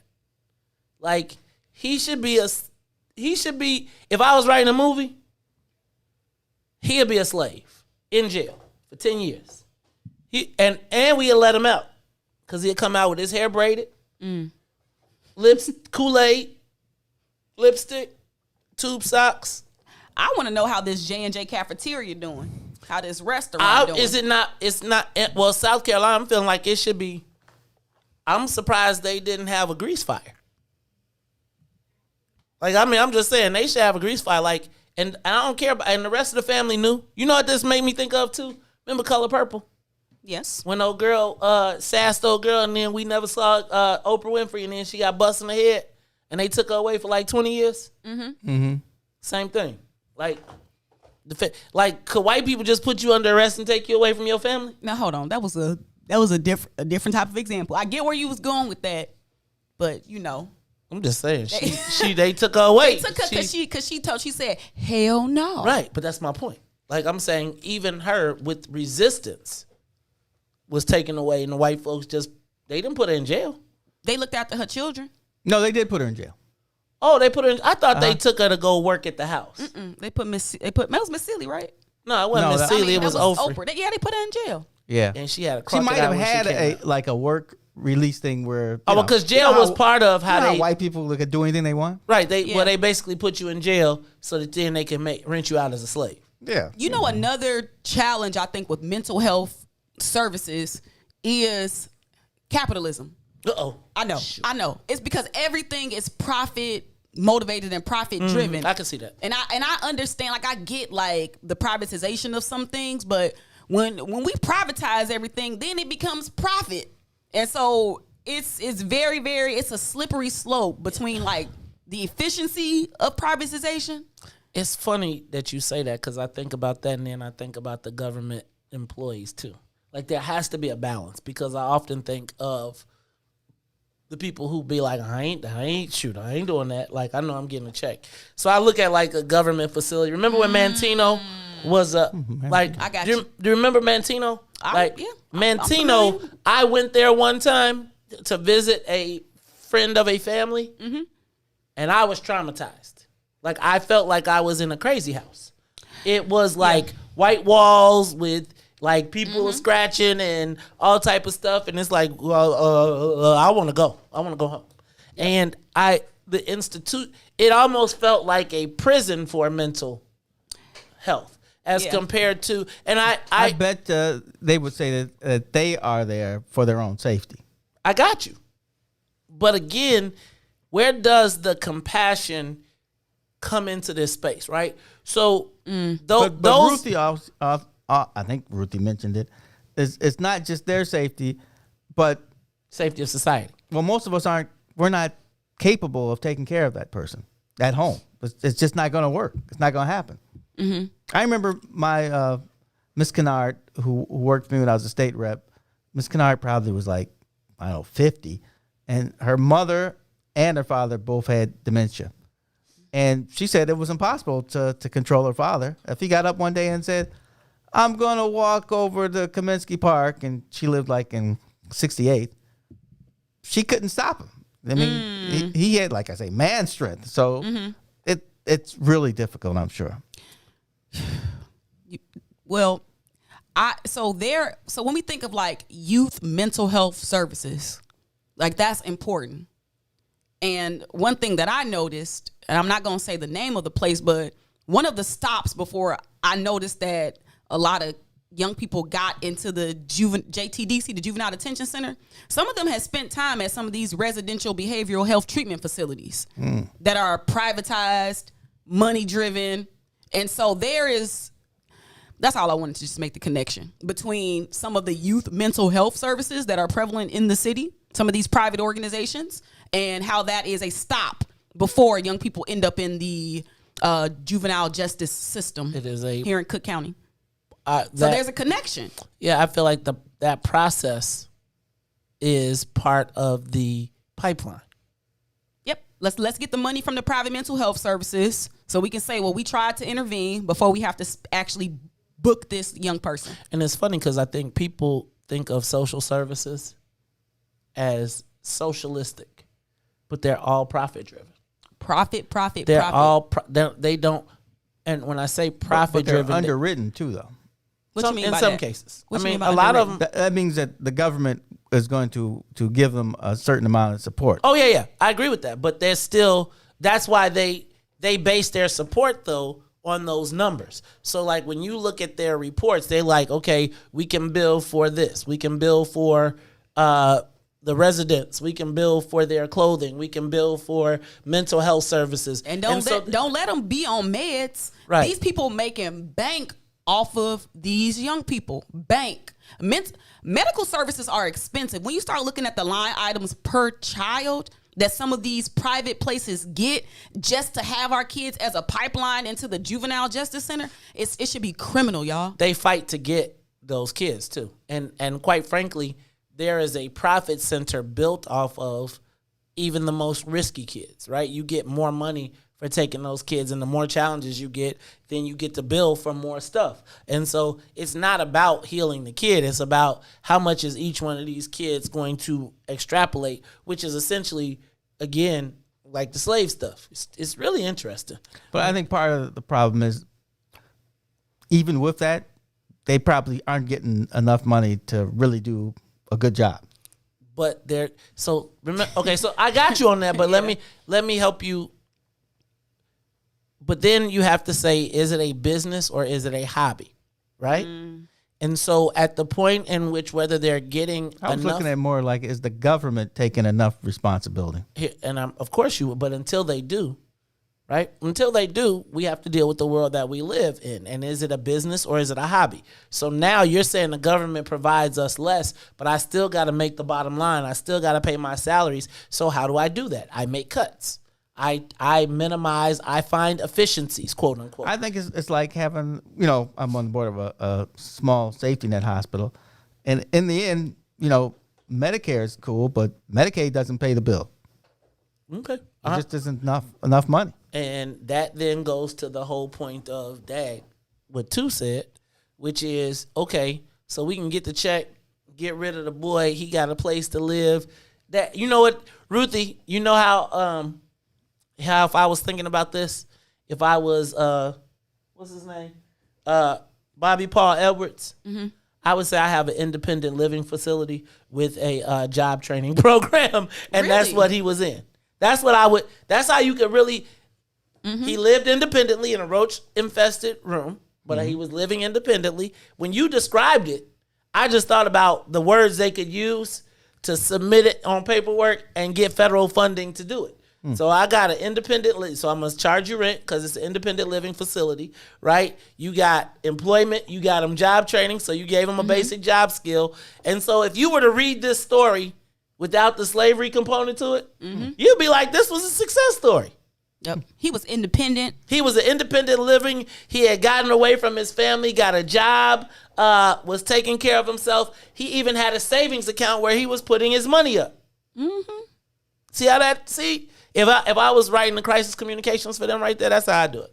I'd be like, we tried to create an independent living community. Maybe we failed on some aspects of it, right? And maybe now what we need to do is do a little bit more training of our foster parents or blah, blah, blah. But all in all, this was a good program that just went a little bit awry. And I would say that you know what I would be curious to watch, to pay attention to now? How many other people are doing this under that same guise? Right? Like, how many, because when he said the parents knew, I was like, how could the parents know? But again, you don't want to know. Like, in some things, maybe they didn't want to know. And, man, Joe, so now you got to start asking yourself, how many times has this happened? I want to know what's going to happen when he get this settlement. Is that going to the family too? Well, from what I know of this kind of stuff, what will happen is they'll have. Yes. It said he went to an adult living facility. So them people gonna take which advantage. Which means they ain't gonna probably get the money. Right. Well, hopefully, what will happen is the court will appoint a guardian for him, and the guardian is gonna get the money. No, the guardian will become like the trustee. Hopefully, they'll put something together where it's like a trust fund. The guardian will help facilitate how the money is spent. So you just got to get to the guardian. They are a lawyer, so they more than likely will get something. So the lawyer gonna get the money. You gotta get to the guardian because if it's me, if I'm the guardian, and healthcare facilities say, wait a minute, look, bro, we could do 250 here. No, these people are professionals. And on that note, we'll take a break. We'll be back after these messages. The Maze Jackson Show. We'll be back after this break. What's up, everybody? Welcome to the green side of things. It's your man, Sadiq. And Cassiopeia. motivated by the days of sandwiches of spam. Grilled cheese won't stop me from grilling those who are stealing the peace and safety of the community because they releasing death and destruction on the community. A community where the people look like me and them. A place where mom and them stay. Not too far from where their children stay. You right. I want a peaceful neighborhood, and I'm not moving to the suburbs to have a peaceful neighborhood. Do we really have to take this, acting like we don't recognize this, still cooperate with this? You know what? The hell with this. Ram me behind a mic that's shaped like a middle finger, pointing straight up with my middle finger to any poor politician, dealer, deaf, crooked cop, or lazy parent. It's apparent to create change, you have to have a work ethic that make it seem like you lost your brain, standing out like the Willis Tower. It's a brother that represents dedication, discipline, and dream reaching, accompanied by a voice called power. Who rhyming harder than a rebel with the pen? Representing the city of Point Guards is an extra large MC who rhymes always on point, always rhyming with a point behind the flow. One of my students said the rhyme so hard we should stop calling it flow. Let me tell you something else before I go. I was born to stand tall. I was born in Chicago. That is Brother William Morris. Appreciate you, brother. Much love. Chicago, homegrown. Every Tuesday and Thursday from 1 to 3 p.m. on What's in It for the Black People Media. If I tell them to blow, I keep that metal close. That's how we ride in Chicago.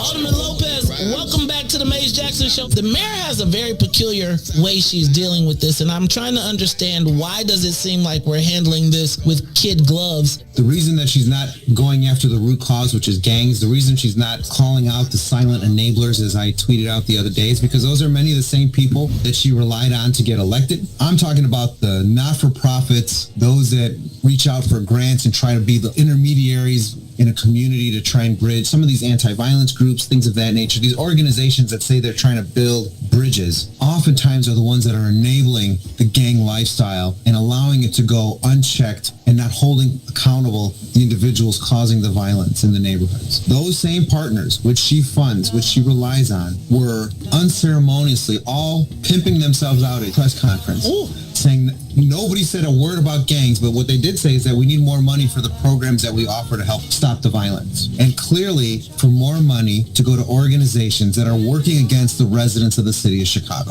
Alderman, how did y'all approve $37 million to go to one ward for violence prevention? $37 million? I don't think there's been a $37 million investment in anything black. When these amendments to the budget and when these programs come before us, and I've asked the last time that these were proposed by the administration, what metrics are we using to ensure that everyone with their hand out was not still enabling gangbangers in the middle of the night? And oftentimes have intervened on behalf of gangbangers, particularly in the Latino community. When you see in other communities, like the black community, when you start doling out contracts to, say, Metropolitan Family Services, and now they're responsible for doling out to organizations to come into neighborhoods like, for example, West Englewood, contract out to organizations that have no connection to a community, build no bridges to a neighborhood, but get $300,000 to stop violence. The most dangerous show in the morning. You're listening to I Said What I Said with Toussaint Warner and Herb Howard.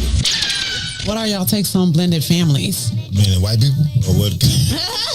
No, she mean like you got kids, this person got kids, y'all get together and bring the whole family together.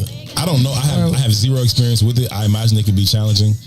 Especially, I think the older the children are, I think the more challenging it could be. I think if it's little children or something, you can kind of explain it to them, and they may like grow up together and kind of in that same space where this is mom, this is dad type thing. But if you talk about older kids where they literally have a mom or dad, another person like that has been in their lives, or when they're older, and you're like, oh, now this is your step brother, step sister. Like, nah, we like 17. Like, I'll bone her. And if this family don't work, you can just give me to the game anyway. Ain't no other, it ain't gonna matter. No woman will ever be important. I'm not being an ass. I'm serious. In my mind, the value of that kind of a commitment is family. I got that already. So now we just chilling. So you ain't gonna really know my children. What's up, good people? You're listening to I Said What I Said with Toussaint Warner and Herb Howard live on What's in It for the Black People Media, Monday, Wednesday, Friday, 1 p.m. to 3 p.m.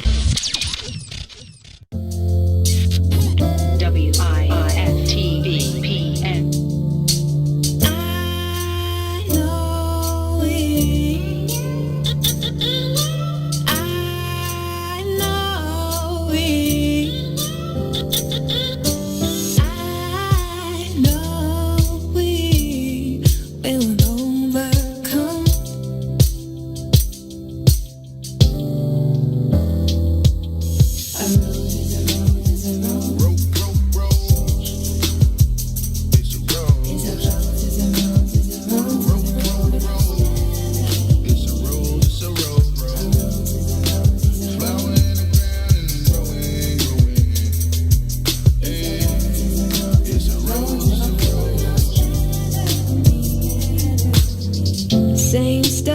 different light, new day, same fight. How it comes, how it goes. One's on top, one's that know, but they forgot, they forgot, they forgot. And you bury a seed to grow. I know it. I know it. I know we will overcome.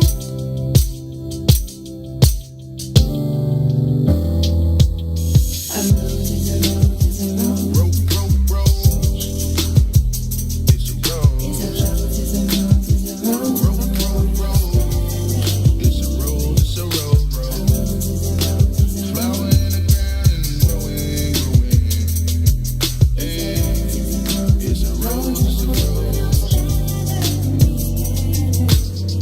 How it comes, how it goes. Different names, still a rose. We grew up, we grew tall. We knew then, we know now. What they forgot, they forgot. When you bury a seed, it grows. I know it.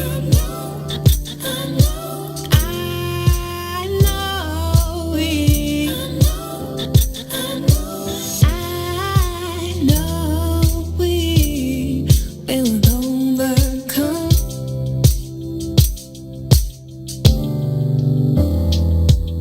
A rose is a rose is a rose.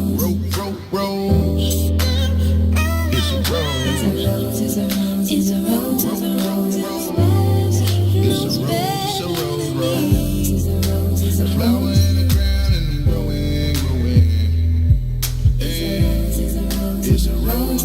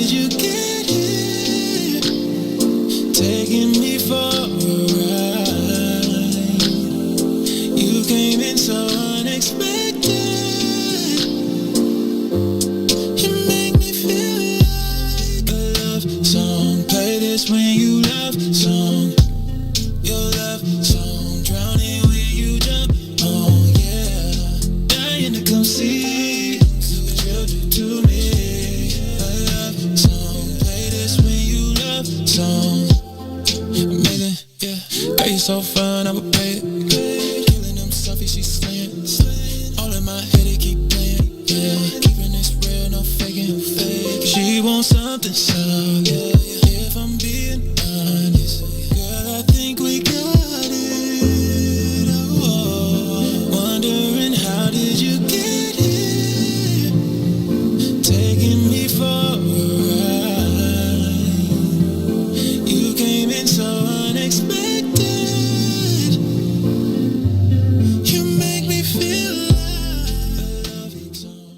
You are listening to the most dangerous show in the morning. This is What's in It for the Black People Radio. Maze Jackson. Maze Jackson, the most vociferous advocate for black people in the world.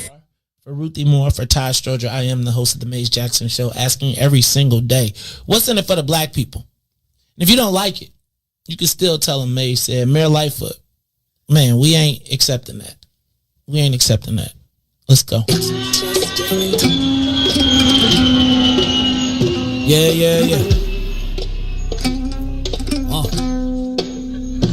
Let's get down to business and go ahead and address the facts, man. Lightfoot seems more lesbian than black. Rahm Emanuel's another case. He was just as tired. 50 closed schools left much to be desired. Police had Anjanette naked on that body cam. They suppressed the footage so it couldn't touch a lot of hands. Reminds me of that 16 shots in that cover up. Both of them similar, so I went and dug it up. George Floyd killed, a lot of riots happened in the town. Southside burned and they wouldn't let them bridges down. Grandmother sick, need a prescription and plus a couple groceries. You gon' have to travel just to get it now. COVID-19 out here shutting all the business down. Not enough SBA loans to even give around. So many failed businesses that you could put them in the pile. If you don't survive the pandemic, it's gon' sit you down. We sing, dance, play ball, entertain, and crack jokes. Government infested black neighborhoods with crack smoke. System that milked us so bad, we got lactose. Still trying to find out what's in it for us black folks. We sing, dance, play ball, entertain, and crack jokes. Government infested black neighborhoods with crack smoke. System that milked us so bad, we got lactose. Still trying to find out what's in it for us black folks. Shout out to Willie Wilson, hope one day you get to send it.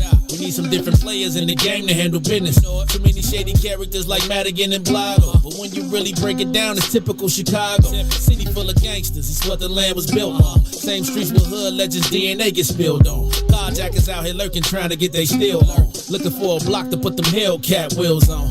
Let us give bogus appraisals a red line. Car crackers out here getting minimal fair time. And I'm concealed carry, I stay with the pipe. But Illinois gun laws giving minimal rights. Stay up on the swivel, make sure I'm moving tight. Check all of my mirrors when I pull up to the light. Pick my homie up from out of town, man, he caught a flight. He was hella nervous, told him, shorty, this a way of life. We sing, dance, play ball, entertain, and crack jokes. Government infested black neighborhoods with crack smoke. System that milked us so bad, we got lactose. Still trying to find out what's in it for us black folks. We sing, dance, play ball, entertain, and crack jokes. Government infested black neighborhoods with crack smoke. System that milked us so bad, we got lactose. Still trying to find out what's in it for us black folks.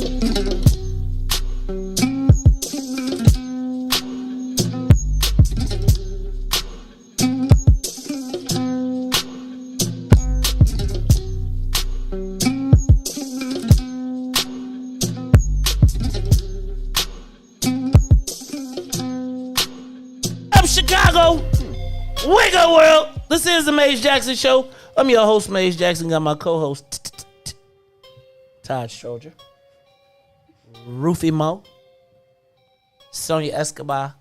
Yeah, we got a little less than an hour to go. 51 minutes to be exact. And we have not talked about the news of the day. The news of the day, in case you were living under a rock. Oh, before I do that, let me go to the live line because I got a phone call. Janice, you on the Maze Jackson Show. How you doing? Caller? Janice. Good morning.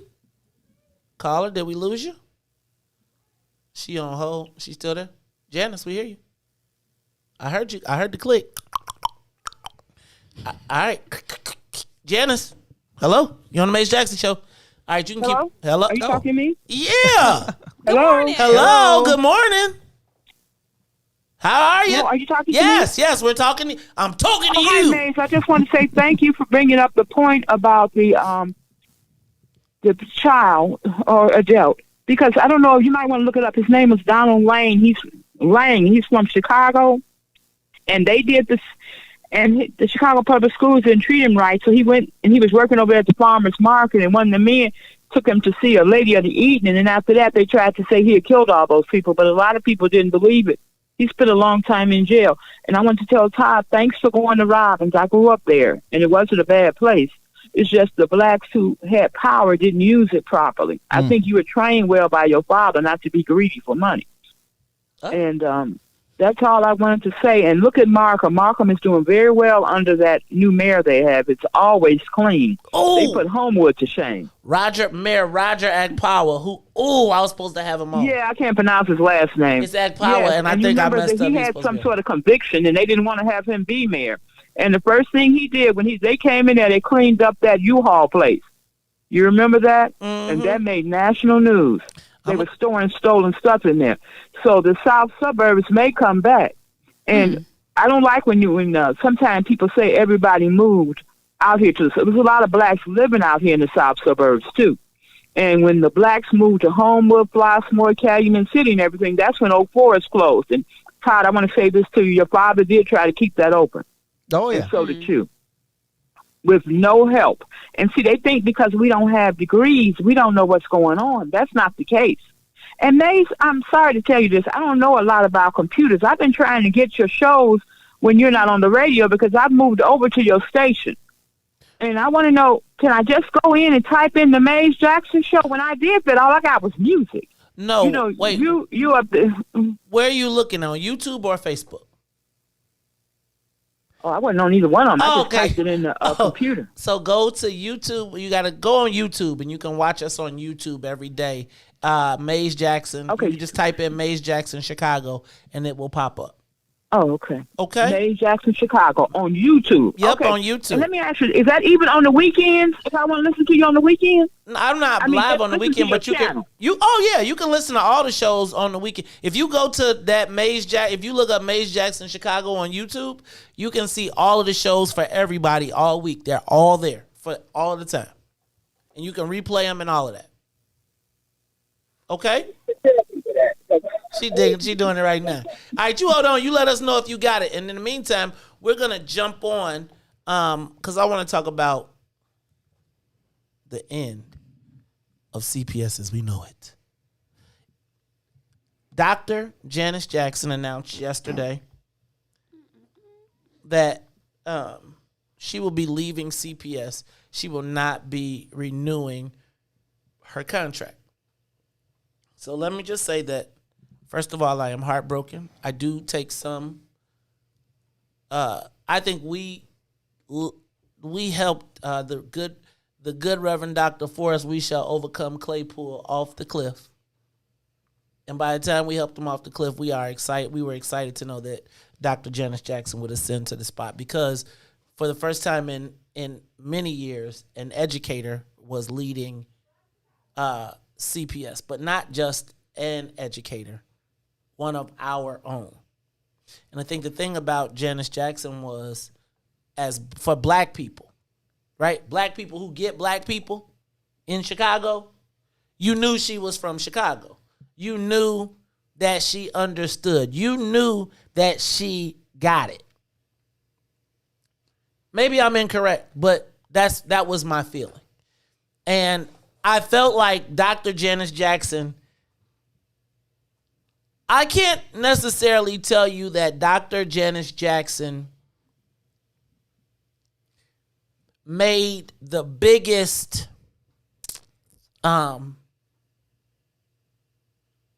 direct impact. I can't tell you, I can't go through a list of accomplishments. That's not me. But what I can tell you is at a time of tumult when nobody trusted CPS, when the rats was in the schools, when they were rebuilding schools and tearing down our schools with no concern for the black folks at all, when we had just saw 3 days after she came into office, the betrayed sex scandal was the story. 2 CPS strikes, all of the fights, the pandemic. And can I tell you the one thing that I felt about Dr. Jackson in all of these conversations and all the parties and all the players and all the power dynamics that were occurring? Dr. Jackson, in my mind, always cared about our children. I feel like I used to try and engage her in political stuff or get all into and it would always be like, look, Maze, I know what you do. I'm not tripping on you on your job. You got a great platform, but I care about these kids. That's what I care about. And whether it's Mayor Emanuel, Mayor Lightfoot, Rahm Emanuel gave me the chance to do what my dream was. And while I'm here, I'm going to do it. And I would tell you, I feel like Rahm kind of got out of her way because he realized that she was an asset in a time when he had no credibility in the black community at all. None. Quite frankly, she outlasted him. Right? Good point. She did. He said, I ain't going to be the CEO. And when Mayor Lori Lightfoot came in, she kept Eddie Johnson and she kept Janice Jackson, Dr. Janice Jackson. Dr. Janice Jackson walked out on her own terms. Walked out. She strolled out. Woo! Yes, she did. And I bet she had some red bottoms on while she was doing it. Shout out, the hair was laid. She was like, I'm picking my outfit out for this. I am, Dr. Jackson got that widow's peak in the front, right? She do. When she got that part, and then it be like in the front, and but it was laid yesterday. She was walking around like free as a bird. Free as a bird. And it was beautiful to see her be able to stroll. I feel like she always carried herself with grace and dignity. And it's funny because they talked about her leaving, and she was like, they was like, what about all the contention and all the stuff? And she said, you can correct me if I'm wrong, check the tape. But you've never heard me say anything nasty about anybody. You've never heard me say anything bad about anybody because I cared about the kids. Now, I gotta say, for Mayor Lori Lightfoot, I think this was the last bit of black credibility she had.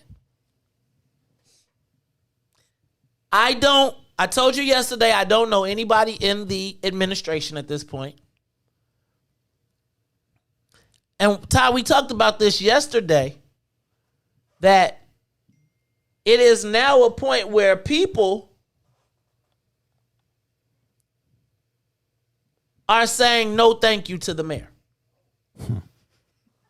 Y'all laughing, but realistically, I was having a conversation with a top political legal mind. And he was talking to me about you, coincidentally.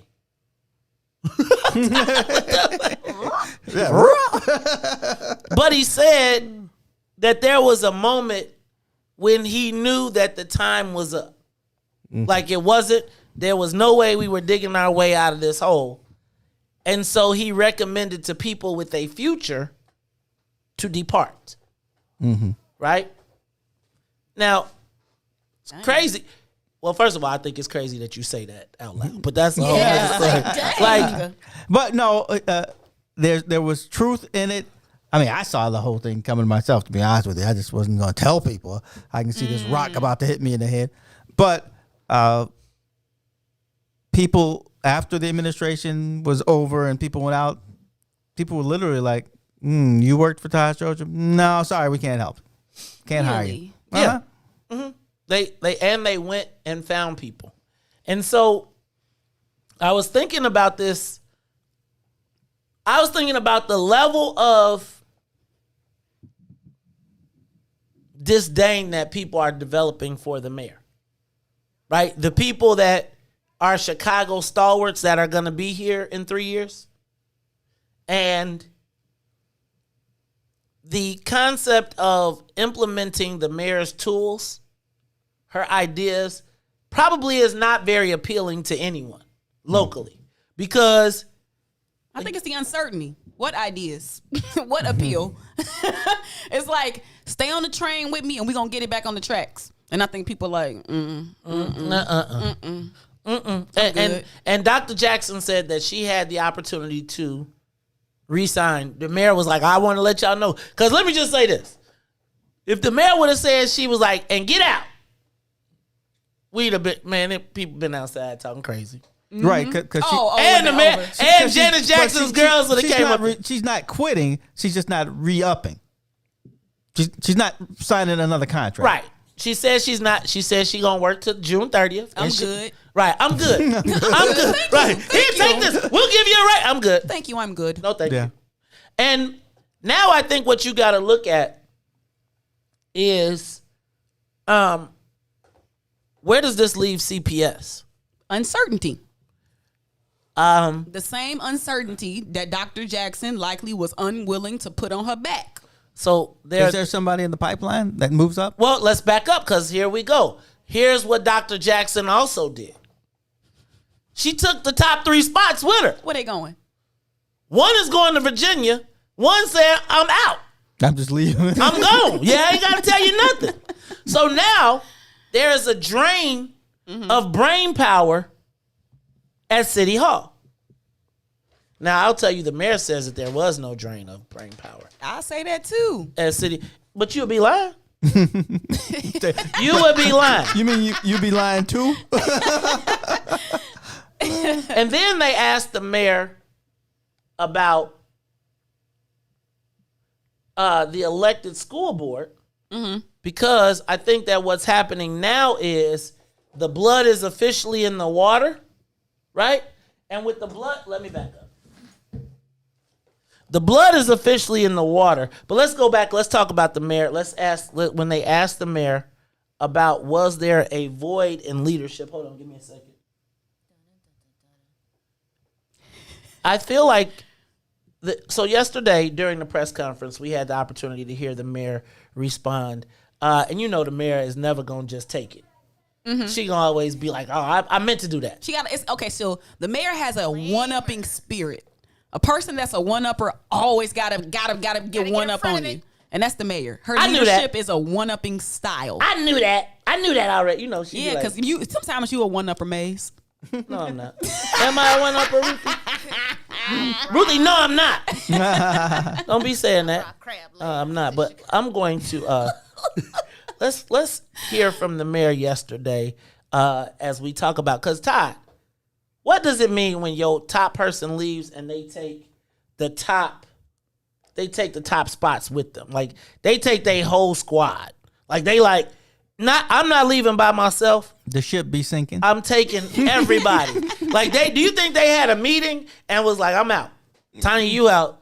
Arnie like, well, if you go and you go. They was talking through text like, girl, I'm done. Ooh, can we get, I wonder, can we FOIA? Well, the mayor said that she knew for months, but let's go to the audio of the mayor asking about the void of leadership in CPS. This has been touched on, but I'm interested in your perspective. There is going to be, at least for a short time, a leadership vacuum within CPS. It was a tumultuous 7 years after Arnie Duncan left, and it was a very unstable 8 years prior to Dr. Jackson being named CEO. So what would you say to parents who might be concerned about a return to instability? And do you expect to have these new leaders in place by August 30th? I don't expect there to be any instability. And I certainly don't agree with the premise of your question, which is that there's a leadership void. Both Dr. Jackson and I have now addressed it, but I'll say it again. Dr. Jackson and her team have built a very strong. Well, let me just finish. You misunderstood. After they leave. Yeah, well, I'm addressing what I think you're saying. After they leave, but before they left, Dr. Jackson and her team have built a very strong group of leaders across the system. This is the third largest school system in the country. Not one person can make everything work. It takes a massive team, and there is a massive team at all different levels. And yes, of course, Dr. Jackson leaves a void. Chief McDade leaving leaves a void. Arnie leaving leaves a void. But each of them heads up teams of really strong people who are ready to step up and lead as we make this transition. I'm very mindful of the number of CEOs that CPS has had over time. It's a big part of the calculation for me. I didn't know Dr. Jackson really at all before we met. That's the bus. After I was elected, we met during the transition and had a very fulsome conversation, which we have built on. But it was stability was very, very important to me, and stability is what we're going to get. We have started the search. We've retained a search firm. They're very strong former educators and superintendents themselves. We are going to be looking far and wide, both internally within CPS, but also across the country, to find a very strong leader that shares our vision and passion about public. Hold on. Did she say we got to go find the national search? Let me back up. Let's play that again. Very fulsome conversation, which we have built on, but it was stability was very, very important to me, and stability is what we're going to get. We have started the search. We've retained a search firm. They're very strong. White people got that former contract. educators and superintendents themselves. We are going to be looking far and wide, both internally within CPS, but also across the country, to find a very strong leader that shares our vision and passion about public education. Yes, there are big shoes to fill, but I don't think we're going to miss a beat, and I feel very enthusiastic about the opportunities that this transition provides to us as a system, but also us as a city. So I want to point out that the last time she had this big pick, she made a speech just like that. You know, we got David Brown, right? When the last time y'all seen dude? Who? Right. Exactly. No, just playing. Todd, banter with us. Hey, I'm bantering. So I guess my question becomes, guys. Brown's locked up in the basement. Did you all realize that that the mayor still has not filled the chief safety officer position yet? No one's taken that job. She I also forgot that hasn't was filled vacant. the chief. You talking about for CPS? No, for the city. Oh. Like, what I'm saying is the mayor seems to have a... Was that the Asian lady? Yes. Uh-huh. But there's a gap. And here's what I'm telling you is happening, right? So remember when those tweets and we started seeing other people get involved? So Janice Jackson is leaving to go be at the Carnegie Foundation, where she'll be getting paid about $300,000 a year to be that. Mm-hmm. What that says to me, and I'm not speaking for her, this is my speculation, is that the rich people in play are now saying, start picking Lori's wings off, right? The rich people in play are like, don't burn your name up over there, but at the same, and we got you, right? We got you, so we're going to put you over here at this foundation, which foundations and fellowships and all those are tools in the toolbox of wealthy people to feed you when they don't really got a job for you. And to inform policy. Bam. Now, Right. think about, though, the mayor not having a public safety chief, a chief risk management officer, and now on a nationwide search to reopen Chicago public schools. I think that this is the beginning of the setup of the setup for failure, right? So you drain all of the spots. You drain all of the places and the resources and the tools that you have. Now, if you're a new superintendent, you're going to start calling, you're going to ask the political climate, and somebody's going to say, is she going to get reelected again? Because my job will not be safe if she's not. So do I take this tumultuous job for 2 years, knowing that I'm going straight to war with CTU? Straight to war. It's always somebody that's going to take the job. There's always somebody that's going to take the job, but what does it mean for our children? Right? Like, again, now we're going back to the business of education. I would tell you that Dr. Jackson's job, what she was so good at this, was assuaging our fears. I'm not going to say everything got solved, but you felt like the best, when they took, like, the sex scandal, if Forrest Claypool is running that, everybody's, you're done. You feel like Dr. Jackson is going to go get it. 100%.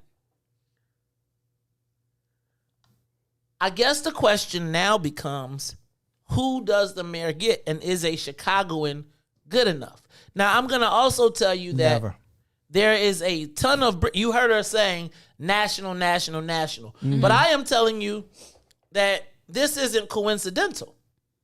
I'll tell you this isn't coincidental because it also coincides with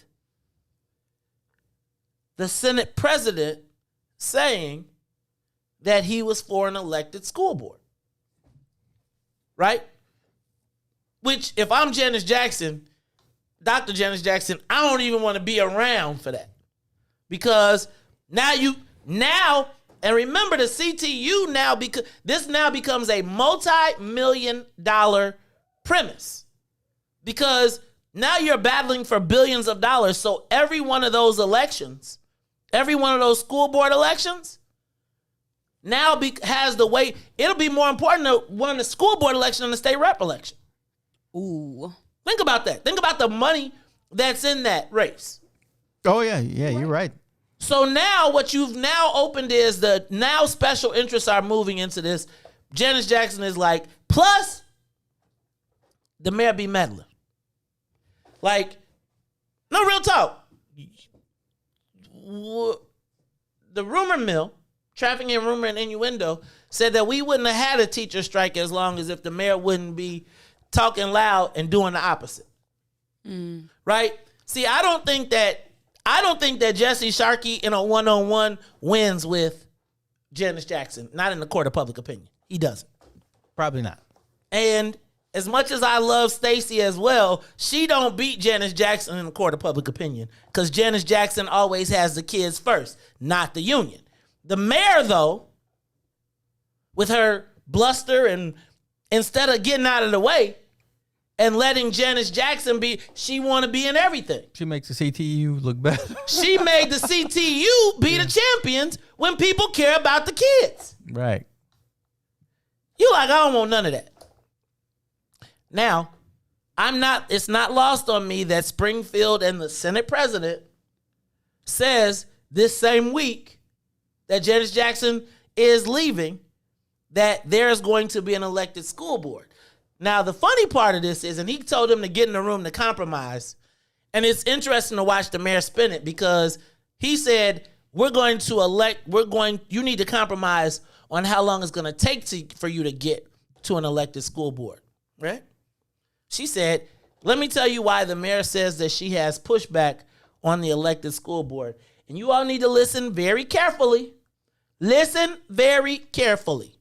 Listen very carefully. So I embrace the thrust of President Harmon's statement. Hold on, let me bring it back. Let me take it back just a little bit. Give me just a little bit so you can hear the question. All right, let's go. Is that something? Oh, no. The ads popped in. I'm sorry, y'all. This is why you want them to have separate press conferences. I'm going to tell you what's funny, though, is that, did you turn it down? Beautiful. What's funny, though, is that the mayor, you couldn't find this press conference on her page. You know, the mayor goes live for everything. What? I could not find anything. Uh-oh. Where am I? Oh, Lord. They done. Really making you. Oh, they done. Right? Nah, they done switched my. Call in and let us know how you feel. Yeah, call in and let us know how you feel about Dr. Janice Jackson, though. I'll give the number. The number is 872-259-7474. 872-259-7474. Now, I want to get you back to, hold on. That Q&A? Yes, because the 51. Yep, because they asked the mayor a question about the elected school board, and I thought it was important because this sparked a tremendous amount of controversy on social media for me because I called it out. Related to the connection. Related to what the mayor's sticking points were on an elected school board. Okay. All right, Sonia, you can bring my volume back. For us to kind of return back to normal, and we're going to be thinking creatively with our business community to make sure that we're incentivizing people, particularly young people, to get the vaccine. Go ahead, Sarah. Here we go.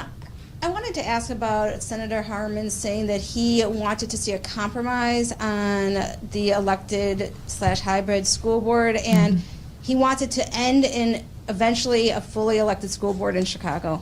And I wanted to know your reaction to that. Is that something that you're willing to compromise on? Well, I share the value that we need to sit down and negotiate.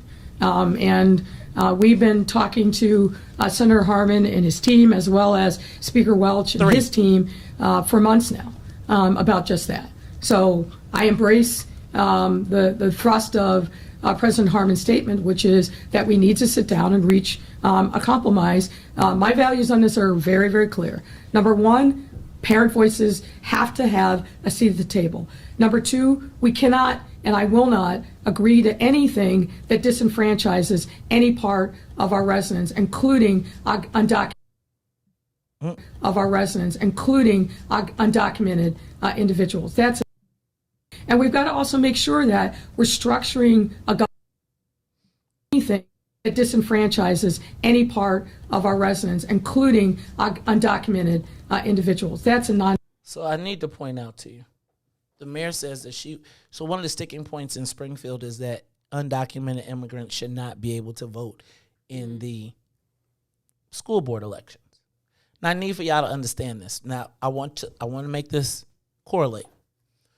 We saw last week the Office of New Americans, right?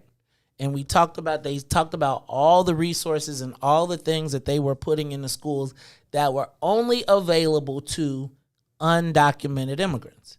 If you were a U.S. citizen, you couldn't even apply for it. You can't apply to get a computer. You can't apply for extra services. We also saw that they said that they were going to cut the red tape for undocumented to participate. Now, I need for you all to understand the progression here, because this is how these things work, and we are going, I'm telling you, we're about to get jammed against the wall, and you're going to wind up finding yourself supporting your demise by supporting the right for undocumented immigrants to vote.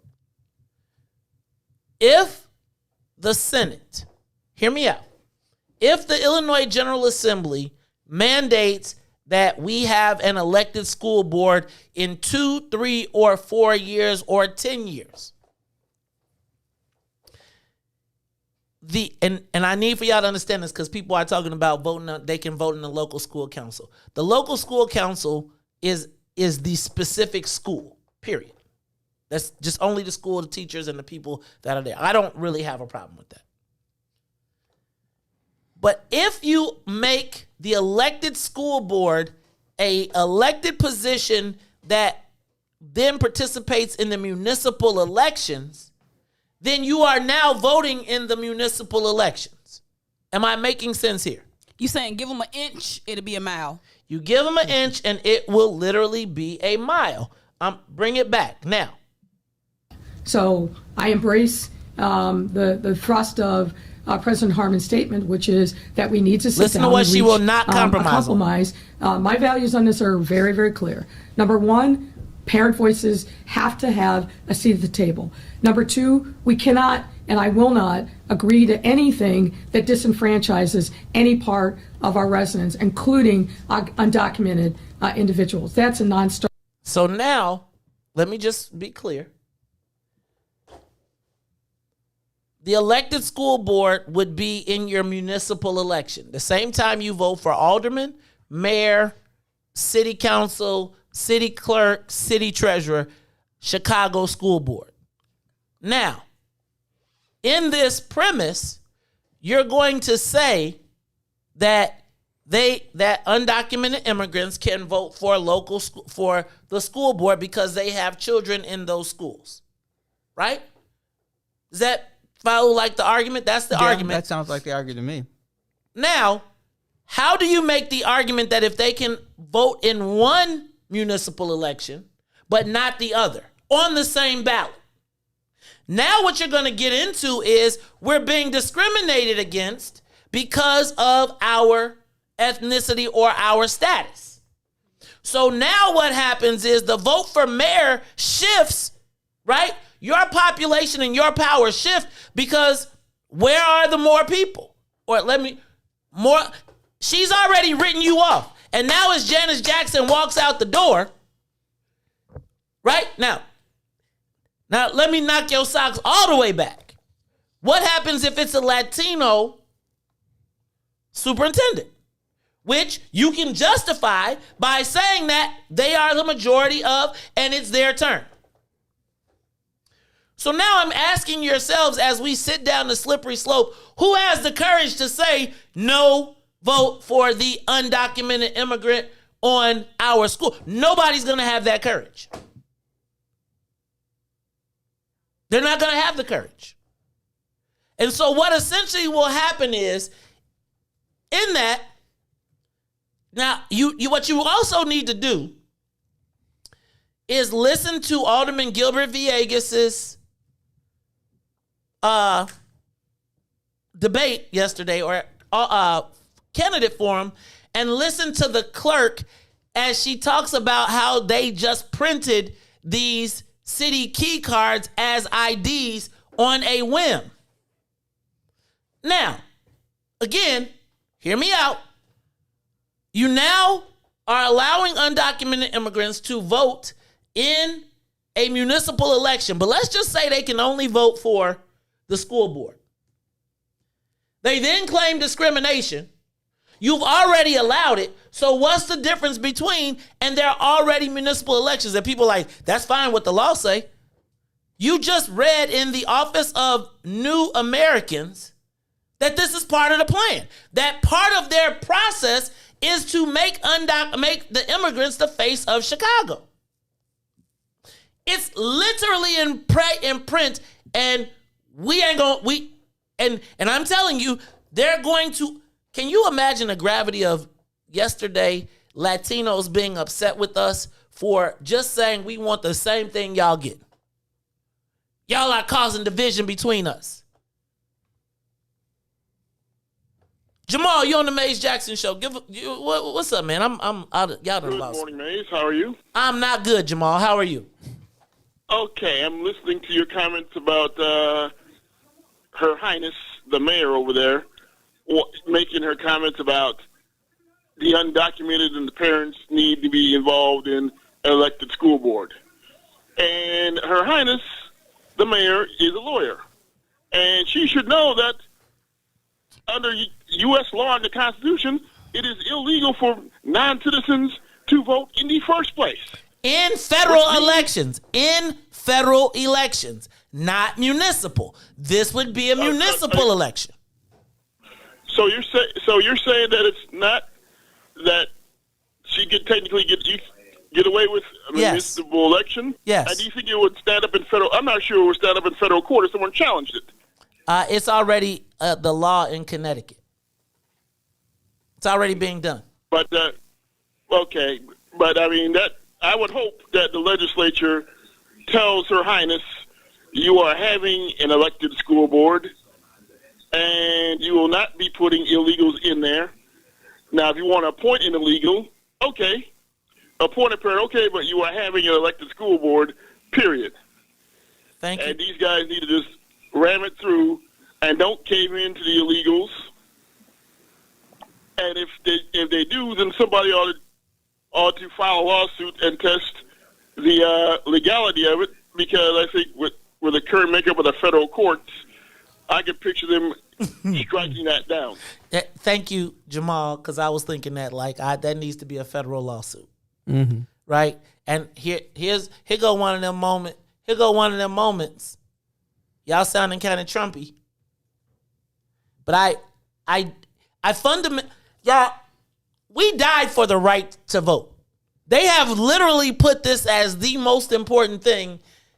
And now that we done been dead and John Lewis is through and they done used his grave and his march over the Edmund Pettus Bridge to death, now the right to vote don't mean nothing no more. It's not a right of citizenship. And I'm the racist for saying that. Huh? You're not racist. I know I don't have the power to be racist, John. And can I just tell y'all, I just want to say this, and Ruthie, you would have been proud on social media. Because, we was talking about this, and John Katzenzara felt the need to Your friend. interject. I love it, because they was whooping his ass in social media. They was tearing him up. I mean, I'm just telling you. Do he like it? I think he does. I think he just likes to get in the mix and be a contrarian. Because, why would you come on the page with all the black people, and he be talking smack, and it's but I think people get their chance to say it to, hey, man, yesterday it was going down on the page. It was cracking. They whooped him, though. They whooped him. Oh, he got whooped. But my point in all of this, y'all, is it's happening. We showed you the Office of New Americans that is across the country. I told you about the city key 3 years ago. They was on TV bragging about it. They told you and sold you the city key based on ex-offenders can't get an ID. We jumped down the thing, and now they just printing machines right by the voting booth. Meanwhile, Negro still ain't got no license from coming home. You talking about ex-offenders? Now let me just. I got to throw this in here. So if the person who has devised the city key gets in charge of the people who issue the real IDs, yeah, we stuck. I mean, just think about that. Like, if you have now gotten to a point where you say that the ID, the state ID, is no longer necessary in the state because we can print you up something else that works. Mm-hmm.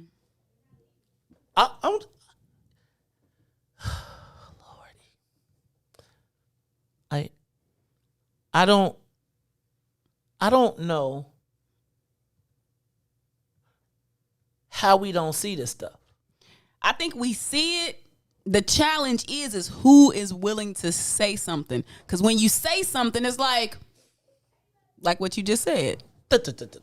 Now I'm a racist.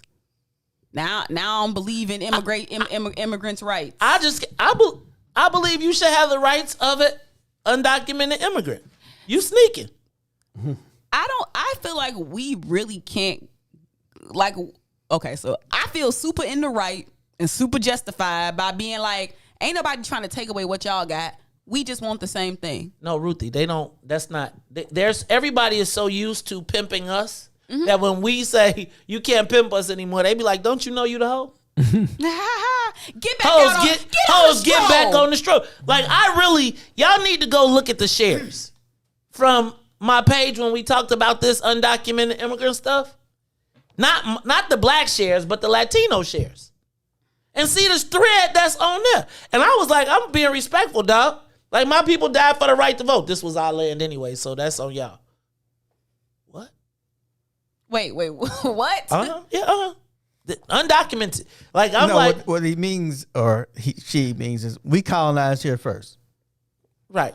It wasn't their land. Right. Exactly. But y'all. Interesting. As a black person that, we had to really fight for voting rights. So it does feel a little bit, like, dang, trying to tell somebody else that they can't vote. But I'm with you though, Mace. Ruthie. I'm with you. Okay. The law's the law. Ruthie, they gonna vote us out. Like, we died. We came on the boats. Like, underneath the boats, I know, chained. I know. This is tough. It's tough. It's tough because it just does it like to say, no, y'all can't vote. Like, so I'm saying you can vote when you're a citizen. Mm-hmm. No, you can't. No, I don't have. There's nothing wrong with me saying, no, you who I done blood, sweat, and teared on the land cannot come over here and then vote me out of my own joint. Right. Sorry. No. Yeah. No, y'all can't vote us out of Inglewood. I mean, it's truly, really, if we thinking about just straight numbers, it's really a threat to our existence. Hold on. Let me read my Go shirt. ahead. Show the shirt. Show the shirt.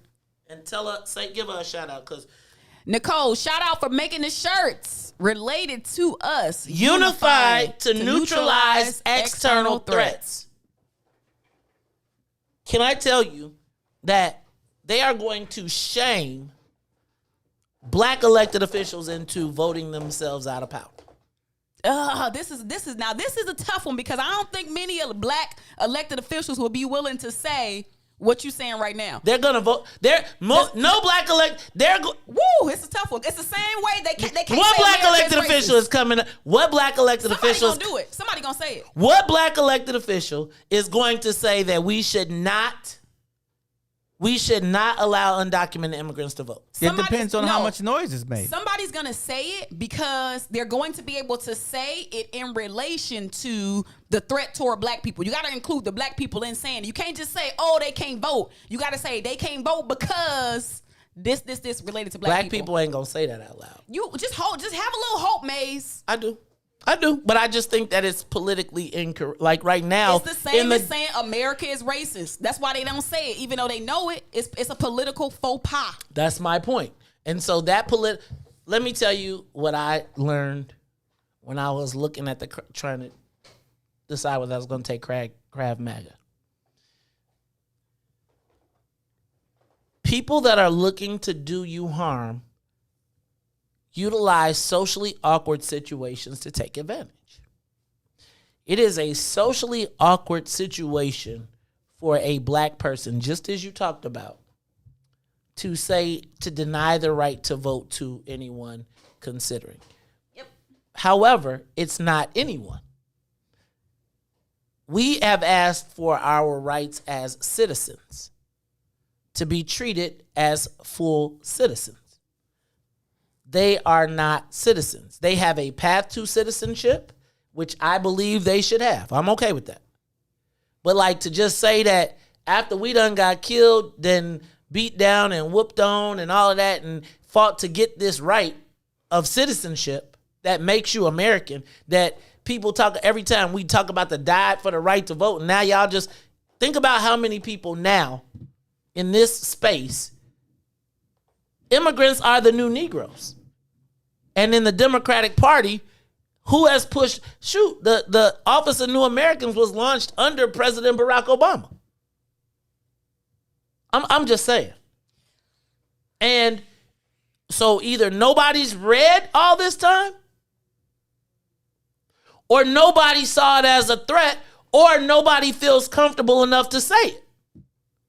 And I'm just going to say, in a place like Springfield, where you have colleagues where this issue can become, I mean, you got to think about Springfield is now dominated by Chewy's guys, right? They're pro-immigrant. There is now a Black Latino coalition in Springfield that brought the speaker. Now, somewhere in that space, it's going to be pay what you owe. This would not pass in Springfield. Numbers aren't there. Thank God for the Republicans. Thank God for the Republicans. And quite frankly, you can't say it's not there. You really? Yeah, the downstaters wouldn't go for that either. So, even though you did tell me the downstaters don't want to be racist right now. I'm just saying, the downstate, they call themselves the moderates now. But even those moderates are being encroached upon by Latino communities. So the white boys be like, yo, we got to kiss their butt. Look at Madigan. Look at Burke. Look at the right. Like, you think about all of these places where you're saying downstaters, and I'm not saying. You probably know the downstate more than I do. But Madigan and Burke had to do it because they literally lived in Latino districts. And I'm saying, so imagine if you're in a place like Champaign, right? Where people, where La Bambas. Aren't they black now? I mean, the refs. Yeah, but La Bambas, we'll talk about it. Anyway, my point is, who has the political... Think about this. We voted for the Office of New Americans. They voted for the Office of New Americans committee this year in City Council as part of the... separate from the budget. Separate. They voted for that this year. Nobody said, you get one, we get one. It was 1, 2, 3, 4, 5 for us. No for you. No, I'm not going to say that. Say it. No. Say it. Come on, Ruthie. What you got? Because I'm ready to close now. Y'all done tick me off. Listen, we in trouble, boss. Todd? Boss, we in trouble. Todd, you got anything? We need to get our population numbers up. Let me tell Ruthie you. may be right. That's what I got to say.